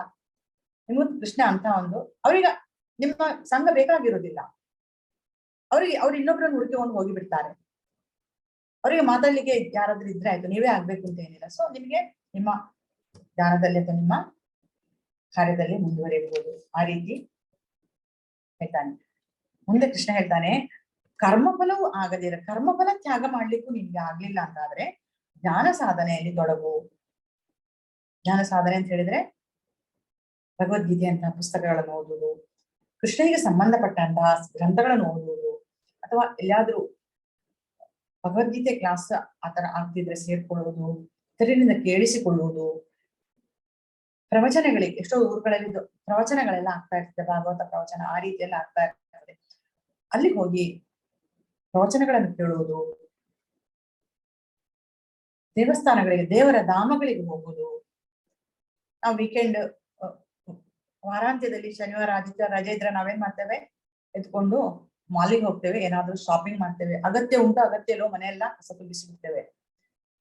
ಆ ರೀತಿ ಮಾಡದೆ ಯಾವ್ದಾದ್ರು ಒಂದು ದೇವಸ್ಥಾನಕ್ಕೆ ಹೋದ್ರೆ ಅಲ್ಲಿ ಕಥೆಗಳನ್ನು ಕೇಳಿದ್ರೆ ಅಷ್ಟಾದ್ರೂ ಪುಣ್ಯ ಸಿಗ್ತದೆ ನಮಗೆ. ಅಷ್ಟನ್ನಾದ್ರೂ ಮಾಡು ಅಂತ ಹೇಳ್ತಾನೆ ಕೃಷ್ಣ. ಧಾಮಗಳಿಗೆ ಹೋಗು, ಉಡುಪಿ ಅಂತ ನೀವು ಕ್ಷೇತ್ರಗಳಿಗೆ ನೀವು ಹೋದ್ರೆ ಅಲ್ಲಿ ತುಂಬಾ ಇದೆ ನೀವು ಕೃಷ್ಣನ ಬಗ್ಗೆ ಕೇಳುವಂತದ್ದು.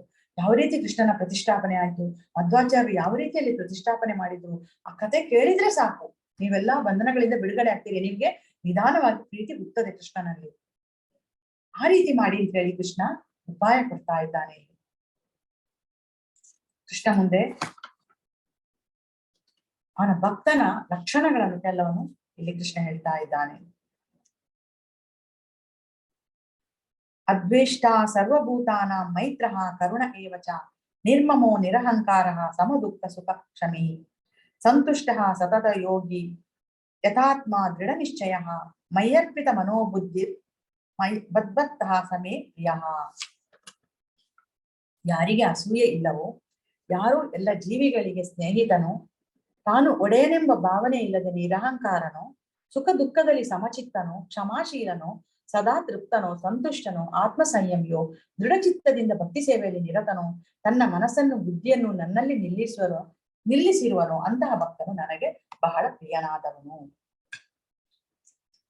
ಕೃಷ್ಣನ್ ಅವನ ಭಕ್ತರ ಲಕ್ಷಣಗಳನ್ನು ಹೇಳ್ತಾ ಇದ್ದಾನೆ. ಭಕ್ತರು ಯಾವಾಗಲೂ ಸಮಾಧಾನದಿಂದ ಚಿತ್ತತೆಯಿಂದ ಇರ್ತಾರೆ. ಅವರಿಗೆ ಯಾರ ಮೇಲೂ ಅಸೂಯೆ ಇಲ್ಲ. ಸುಖವಾದ ಕಾಲದಲ್ಲಿ ಅದು ಭಗವಂತನ ಕರುಣೆ ಅಂತ ಹೇಳಿ ಭಾವಿಸ್ತಾರೆ. ದುಃಖ ಬಂದಾಗ ಇದು ನನ್ನ ಹಿಂದಿನ ಜನ್ಮದ ಕರ್ಮಫಲ, ನಾನು ಅನುಭವಿಸ್ತಾ ಇದ್ದೇನೆ, ಏನೋ ಕೃಷ್ಣ ಇಷ್ಟೇ ಕೊಟ್ಟಿದ್ದಾನೆ, ತುಂಬಾ ದುಃಖ ಬರುವಂತದ್ದಿತ್ತು ಆದ್ರೆ ಅದನ್ನು ಕಡಿಮೆ ಮಾಡಿ ಕೊಟ್ಟಿದ್ದಾನೆ ಕೃಷ್ಣ ಅಂತ ಹೇಳಿ ಅವರು ಭಾವಿಸ್ತಾರೆ. ಕೃಷ್ಣ ಸೇವೆಯಲ್ಲಿ ಯಾವುದಕ್ಕೂ ಅವರು ಹೆಚ್ಚು ತಲೆಬಿಸಿ ಮಾಡಿಕೊಳ್ಳುವುದಿಲ್ಲ. ಯಾರಿಗೂ ಅವರು ಹೆಚ್ಚಿನ ಪ್ರಾಮುಖ್ಯತೆಯನ್ನು ಕೊಡುವುದಿಲ್ಲ. ಕೃಷ್ಣ ಭಕ್ತರನ್ನು ಬಿಟ್ಟು ಯಾರನ್ನು ಅಲಕ್ಷಿಸುವುದೂ ಇಲ್ಲ. ಸಂಸಾರಿಗಳಾಗಿರ್ಬೋದು, ಗೃಹಸ್ಥರಾಗಿರ್ಬೋದು, ಅವರಿಗೆ ಸಂಸಾರವನ್ನು ಅಲಕ್ಷ್ಯ ಮಾಡ್ಲಿಕ್ಕೆ ಸಾಧ್ಯ ಇಲ್ಲ. ಆವಾಗ ಅವ್ರು ಯಾವ ರೀತಿ ಇರ್ತಾರೆ ಅಂತ ಹೇಳಿದ್ರೆ ಎಲ್ಲವನ್ನು ಸಮಚಿತ್ತತೆಯಿಂದ ನೋಡ್ಕೊಂಡು ಹೋಗ್ತಾರೆ. ಈ ಸಂಸಾರದಲ್ಲಿ ನನಗೆ ಹೀಗೆ ಅನುಭವಿಸ್ಬೇಕಾಗಿದೆ, ನಾನು ಇದನ್ನು ಈ ಕೆಲಸ ಮಾಡ್ಬೇಕಾಗಿದೆ, ಕೃಷ್ಣನಿಗೋಸ್ಕರ ನಾನು ಈ ಕೆಲಸ ಮಾಡ್ತೇನೆ ಅಂತ ಹೇಳಿ ಅವರು ಮಾಡ್ತಾ ಇರ್ತಾರೆ. ಯಾರನ್ನು ಅವರು ಅಲಕ್ಷಿಸುವುದಿಲ್ಲ. ಯಾವುದ್ರಲ್ಲಿ ಅವ್ರಿಗೆ ಅಹಂಕಾರವೂ ಇರುವುದಿಲ್ಲ. ದೊಡ್ಡ ಆಫೀಸರ್ ಆಗಿರ್ಬೋದು, ಅಥವಾ ದೊಡ್ಡ ಫ್ಯಾಕ್ಟ್ರಿ ಓನರೇ ಆಗಿರ್ಬೋದು, ಉದ್ಯಮಿ ಆಗಿರ್ಬೋದು, ಅವರು ದೊಡ್ಡ ಅಹಂಕಾರವನ್ನು ಕೊಡೋದಿಲ್ಲ. ದೇವರ ದಯದಿಂದ ನನಗೆ ಇಷ್ಟೆಲ್ಲ ಸಿಕ್ಕಿದೆ ಹೇಳಿ ಅವರು ಮಾನಾಪಮಾನಗಳನ್ನು ಸಮಚಿತ್ತತೆಯಿಂದ ಸ್ವೀಕರಿಸುತ್ತಾರೆ. ಅವರಿಗೆ ಮಾನವೂ ಒಂದೇ, ಅಪಮಾನವೂ ಒಂದೇ. ಅಂದ್ರೆ ಅವರು ಕೃಷ್ಣ ಭಕ್ತಿಯಲ್ಲಿ ಇರುವುದರಿಂದ ಅವರಿಗೆ ಯಾವುದು ತುಂಬಾ ಮನಸ್ಸಿಗೆ ತೊಂದರೆಯನ್ನು ಕೊಡುವುದಿಲ್ಲ. ಎಲ್ಲವೂ ಕೃಷ್ಣನಿಂದಾಗಿ ಬಂದದ್ದು, ಕೃಷ್ಣನಿಗೋಸ್ಕರವೇ ನಾನು ಇದನ್ನೆಲ್ಲ ಮಾಡ್ತಾ ಇದ್ದೇನೆ ಅಂತ ಹೇಳುವ ನೆನಪಿನಲ್ಲಿ ಅವರು ಇರ್ತಾರೆ.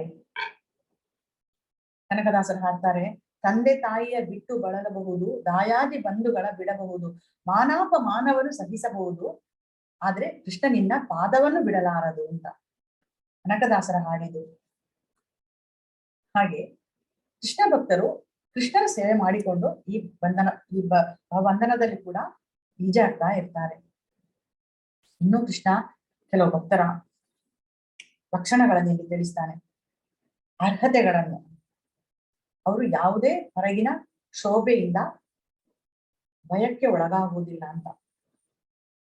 ಸಾಮಾನ್ಯ ಅವರಿಗೆ ಯಾವುದೇ ಮತ್ಸರ ಇಲ್ಲ. ಸಾಮಾನ್ಯ ಮನುಷ್ಯರು ಹೇಗಿರ್ತಾರೆ, ತನಗಿಂತ ಒಳ್ಳೆಯ ಅವಕಾಶ ಇನ್ನೊಂದು ಮನುಷ್ಯನಿಗೆ, ಇನ್ನೊಬ್ಬರಿಗೆ ದೊರಕಿದ್ರೆ, ಅಥವಾ ತನಗಿಂತ ಉತ್ತಮವಾದದ್ದು ಇನ್ನೊಬ್ರಿಗೆ ಏನೋ ದೊರಕಿದೆ ಅಂತ ಅಂದಾಗ ಅವರಿಗೆ ಮನಸ್ಸಿಗೆ ಕ್ಷೋಭೆ ಆಗ್ತದೆ. ಸಾಮಾನ್ಯ ಮನುಷ್ಯನಿಗೆ ಇದು ಆಗುವಂತಹದ್ದು. ಒಂದು ಕ್ಷಣ ಮನಸ್ಸಿಗೆ ಕ್ಷೋಭೆ ಆಗ್ತದೆ, ನನಗೆ ಕೊಡ್ಲಿಲ್ಲ, ನನಗಿಲ್ಲಲ್ಲ ಇದು ಅಂತ ಹೇಳುವಂಥದ್ದು. ಆದ್ರೆ ಭಕ್ತನ ಮನಸ್ಸು ಇಂಥದ್ರಲ್ಲಿ ಇಂಥ ವಿಷಯಗಳನ್ನು ಕಂಡಾಗ ಕ್ಷೋಭೆಗೊಳಗಾಗುವುದಿಲ್ಲ. ಅದನ್ನು ಯಾವುದೇ ಉನ್ನತ ಸ್ಥಾನಮಾನವನ್ನಾಗಲಿ ಯಾವುದೇ ಅವಕಾಶಗಳನ್ನಾಗಲಿ ಅವರು ನಿರೀಕ್ಷಿಸುವುದೇ ಇಲ್ಲ. ಬಂದದ್ರಲ್ಲಿ ಸಂತೃಪ್ತಿಯಲ್ಲಿ ಇರ್ತಾರೆ ಅವರು. ಭಕ್ತರ ಬಳಿ ಹಣ ಇರ್ಬೋದು, ಹಣ ಇಲ್ಲದೆ ಇರ್ಬೋದು, ಅವರು ಹಣ ಸಂಪಾದನೆಗೋಸ್ಕರ ಉಗ್ರ ಕರ್ಮವನ್ನೇನು ಮಾಡೋದಿಲ್ಲ. ಅವರು ಗೃಹಸ್ಥರಾದ್ರೆ ಸಂಸಾರ ನಿರ್ವಹಣೆಗೆ ಎಷ್ಟು ಬೇಕೋ ಅಷ್ಟು ದೊರಕುತ್ತದೆ, ಅದರಲ್ಲಿ ಅವರು ತೃಪ್ತಿಯಿಂದ ಇರುತ್ತಾರೆ.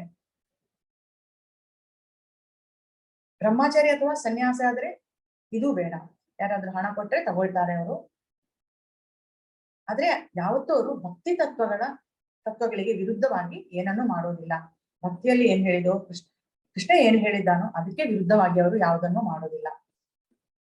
ನೀವು ನೋಡಿರ್ಬೋದು, ಎಷ್ಟೋ ಕೃಷ್ಣನಿಗೋಸ್ಕರ ಮುಡಿಪಾದಂತ ಎಷ್ಟೋ ಮಠ ಮಂದಿರಗಳಿವೆ. ಅಲ್ಲಿ ನಿತ್ಯ ಅನ್ನದಾನ ವಿದ್ಯಾದಾನಗಳೆಲ್ಲ ಆಗ್ತಾ ಇದೆ. ಸನ್ಯಾಸಿಗಳು ನಡ್ಸ್ಕೊಂಡು ಹೋಗುವಂತ ಎಷ್ಟೋ ಮಠ ಮಂದಿರಗಳಿವೆ. ಹೇಗೆ ಸಿಗ್ತದೆ ಅವರಿಗೆ ಹಣ? ಇದೆಲ್ಲ ಎಷ್ಟು ಆರಾಮವಾಗಿ ಅವ್ರು ಮಾಡ್ಕೊಂಡು ಹೋಗ್ತಾ ಇದ್ದಾರೆ. ಹೇಗೆಂದ್ರೆ ಅದು ಕೃಷ್ಣನ ದಯ. ದಾನಿಗಳ ಮೂಲಕ ಕೃಷ್ಣ ಅವರಿಗೆ ಅದನ್ನೆಲ್ಲ ಕೊಡಿಸ್ತಾನೆ. ಅವರು ಕೃಷ್ಣನನ್ನು ನಂಬಿ ಆ ಕೆಲಸಕ್ಕೆ ಇಳಿದಿದ್ದಾರೆ ಅಷ್ಟೇ. ಕೃಷ್ಣನ ಮೇಲೆ ಭಾರ ಹಾಕಿ ಅವರು ಮುಂದುವರಿತಾರೆ. ಕೃಷ್ಣ ಅವರ ಕೈ ಹಿಡಿದು ಮುಂದುವರಿಸ್ತಾನೆ. ಯಾವ ರೀತಿ ಆದ್ರೂ ಅವರು ಬಯಸಿದ್ದನ್ನು ಅವರಿಗೆ ತಲುಪಿಸ್ತಾನೆ. ದಾನಿಗಳ ರೂಪದಲ್ಲಿ ಅವರಿಗೆ ಸಹಾಯ ಮಾಡ್ತಾನೆ ಕೃಷ್ಣ.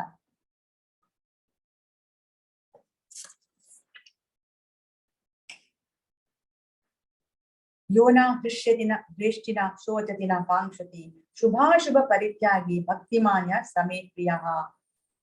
ಯಾರು ಹರ್ಷ ಪಡುವುದಿಲ್ಲವೋ, ದುಃಖ ಪಡುವುದಿಲ್ಲವೋ, ಯಾರು ಶೋಕಿಸುವುದಿಲ್ಲವೋ, ಬಯಸುವುದಿಲ್ಲವೋ, ಯಾರು ಶುಭಾಶುಭ ಫಲಗಳನ್ನು ಪರಿತ್ಯಾಗ ಮಾಡುತ್ತಾರೆಯೋ ಅಂತಹ ಭಕ್ತನು ನನಗೆ ಬಹುಪ್ರಿಯನಾದವನು ಅಂತೇಳಿ ಕೃಷ್ಣ ಇಲ್ಲಿ ಹೇಳ್ತಾನೆ. ಭಕ್ತನಾದವನಿಗೆ ಪ್ರಾಪಂಚಿಕ ಲಾಭದಲ್ಲಿ ಆಸಕ್ತಿ ಇಲ್ಲ. ಅವನಿಗೆ ಭವ್ಯವಾದ ಮನೆ ಕಟ್ಟಬೇಕು ಅಂತ ಹೇಳುವ ಆಸೆ ಇರೋದಿಲ್ಲ. ಅದರ ಬದಲಿಗೆ ಅವನು ಒಂದು ದೇವಸ್ಥಾನವನ್ನಾದ್ರೂ ಕಟ್ಟ್ಯಾನು, ಮಂದಿರಕ್ಕಾದ್ರೂ ಅವನು ಡೊನೇಷನ್ ದಾನ ಮಾಡ್ಯಾನು. ಮನೆ ಬೇಕು, ಮನೆ ಬೇಡ ಅಂತ ಹೇಳಿದ್ದಲ್ಲ. ಆದ್ರೆ ಭವ್ಯವಾದ ಅರಮನೆ ಅಂತ ಮನೆಯನ್ನು ಕಟ್ಟಲಿಕ್ಕೆ ಹೋಗುದಿಲ್ಲ. ಅಂತ ಹಣವನ್ನು ಅವನು ದೇವಸ್ಥಾನಕ್ಕೆ ದಾನವನ್ನಾಗಿ ಕೊಡಬಹುದು, ಅಥವಾ ಕೃಷ್ಣ ಭಕ್ತರಿಗೆ ದಾನವನ್ನಾಗಿ ಕೊಡಬಹುದು. ಎಲ್ಲಾ ಶುಭ ಅಶುಭ ಫಲಗಳನ್ನು ಅವನು ಒಂದೇ ರೀತಿಯಲ್ಲಿ ಸ್ವೀಕಾರ ಮಾಡ್ತಾನೆ. ಸತ್ತವರಿಗಾಗಿ ಅವನು ತುಂಬಾ ದುಃಖ ಪಡುವುದಿಲ್ಲ. ಯಾಕೆಂದ್ರೆ ಅವನಿಗೆ ಗೊತ್ತುಂಟು, ಈ ದೇಹ ನಾನಲ್ಲ, ಇದು ಆತ್ಮ. ಈ ಆತ್ಮ ಬೇರೆ ದೇಹವನ್ನು ಹುಡುಕಿಕೊಂಡು ಹೋಗ್ತದೆ ಅಂತ ಹೇಳುವ ಒಂದು ಜ್ಞಾನ ಅವನಲ್ಲಿ ಉಂಟು. ಅವನು ಈ ಸಂಸಾರದಲ್ಲಿ ಕೆಲಸ ಇದ್ದುಕೊಂಡು ಕೂಡ ಆ ರೀತಿಯ ಮನೋಭಾವನೆಯನ್ನು ಬೆಳೆಸಿಕೊಂಡಿದ್ದಾನೆ ಅಂತ ಹೇಳಿದ್ರೆ ಅವನು ಉತ್ತಮ ಭಕ್ತನೇ ಸರಿ. ಅಂಥವ್ರು ನನಗೆ ಇಷ್ಟ ಅಂತ ಹೇಳಿ ಕೃಷ್ಣ ಇಲ್ಲಿ ಹೇಳ್ತಾನೆ. ಅಂಥವ್ರು ನನಗೆ ಬಹಳ ಪ್ರಿಯ ಕೃಷ್ಣ ಇಲ್ಲಿ ಹೇಳ್ತಾನೆ.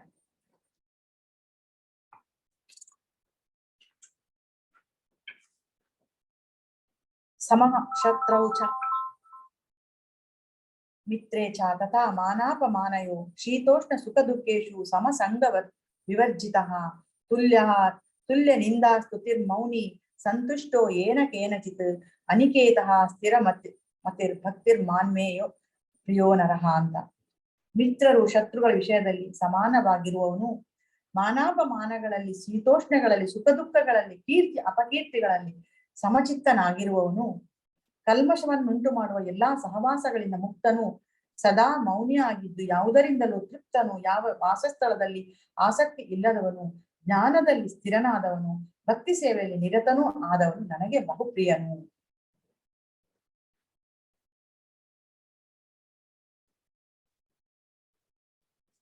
ಭಕ್ತರು ಯಾವಾಗ್ಲೂ ಕೆಟ್ಟವರ ಸಂಘದಿಂದ ದೂರ ಇರ್ತಾರೆ. ಕೆಲವೊಮ್ಮೆ ಜನ ಹೊಗಳ್ತಾರೆ, ಕೆಲವೊಮ್ಮೆ ಜನ ತೆಗಳ್ತಾರೆ ಭಕ್ತರನ್ನು.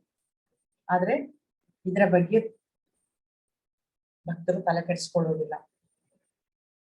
ಅವರಿಗೆ ಕೃಷ್ಣನ ಕತೆ ಬಿಟ್ಟು ಬೇರೆ ಯಾವುದ್ರಲ್ಲೂ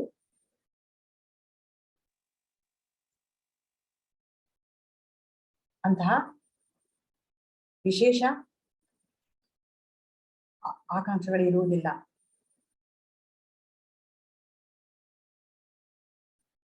ಅವರು ಕೃಷ್ಣನಲ್ಲಿ ಬೇಡ್ತಾ ಇರ್ತಾರೆ. ದಾಸರ ಒಂದು ಹಾಡಿದೆ, ದೃಷ್ಟಿ ನಿನ್ನ ಪಾದದಲ್ಲಿ ನೆಡೋ ಹಾಂಗೆ, ದುಷ್ಟ ಜನ ಸಂಘಗಳ ಬಿಡೋ ಹಾಂಗೆ, ಕೆಟ್ಟ ಮಾತು ಕಿವಿಯಿಂದ ಕೇಳದ ಹಾಂಗೆ, ಮನ ಸದಾ ನಿನ್ನ ಧ್ಯಾನವನ್ನು ಬಿಡದ ಹಾಂಗೆ. ಕೃಷ್ಣನನ್ನು ಬೇಡುವಂತ ಅವ್ರ ಮಾತು ಅದು, ದಾಸರ ಹಾಡಿದು. ಅಂದ್ರೆ ಯಾವತ್ತೂ ಅವರು ಕೃಷ್ಣನ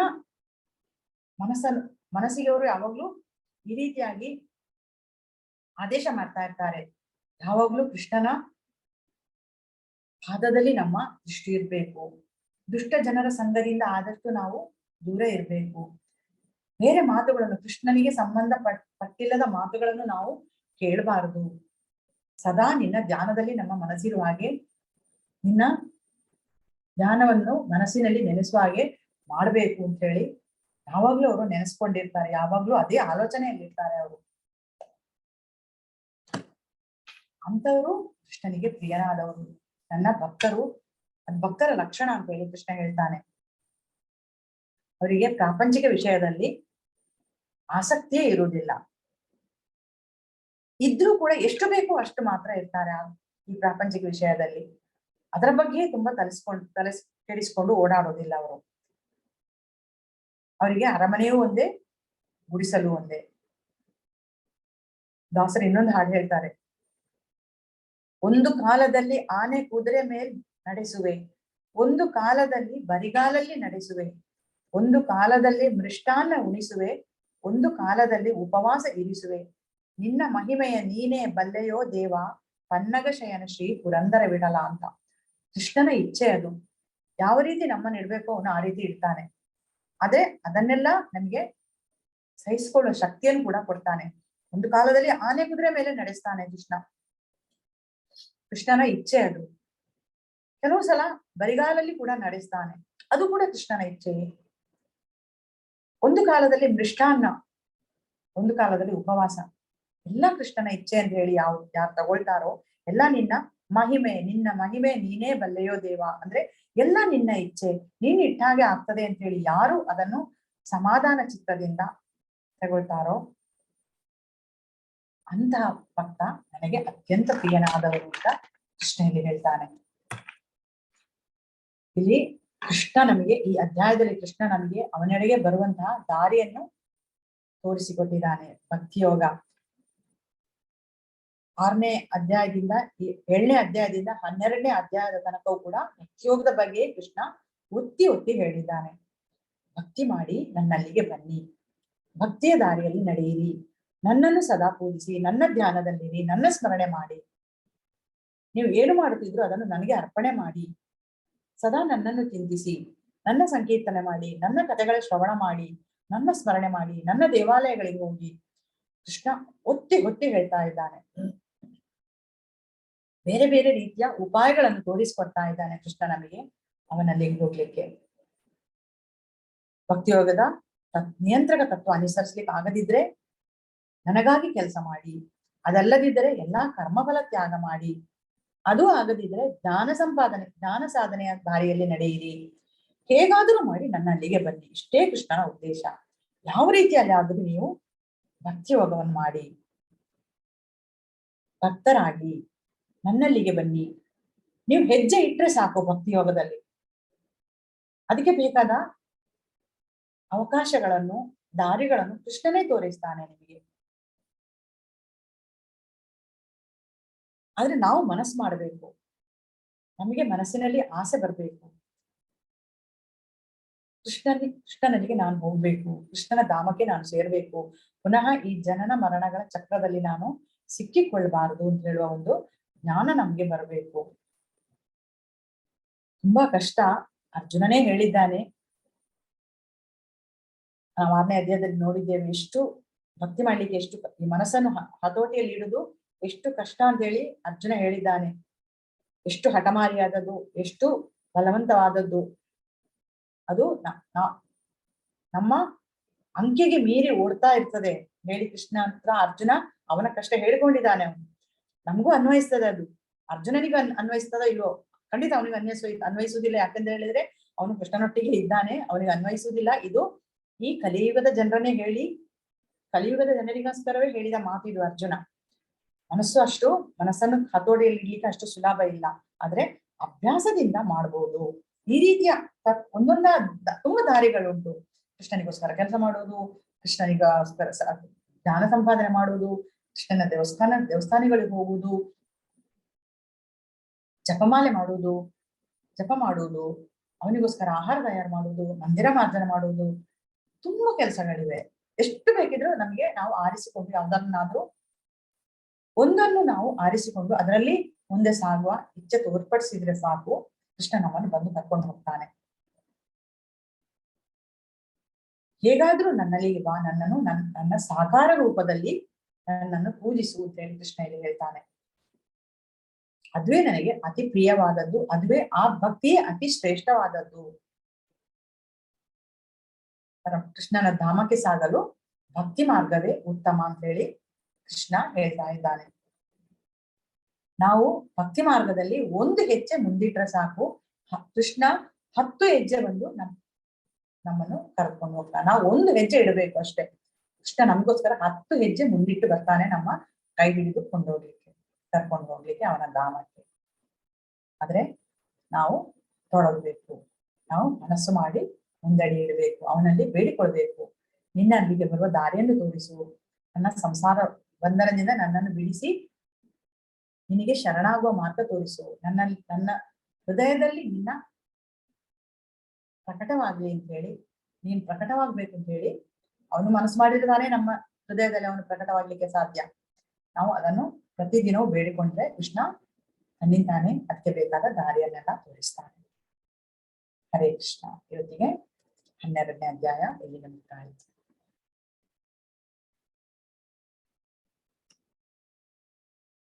ಹರೇ ಕೃಷ್ಣ.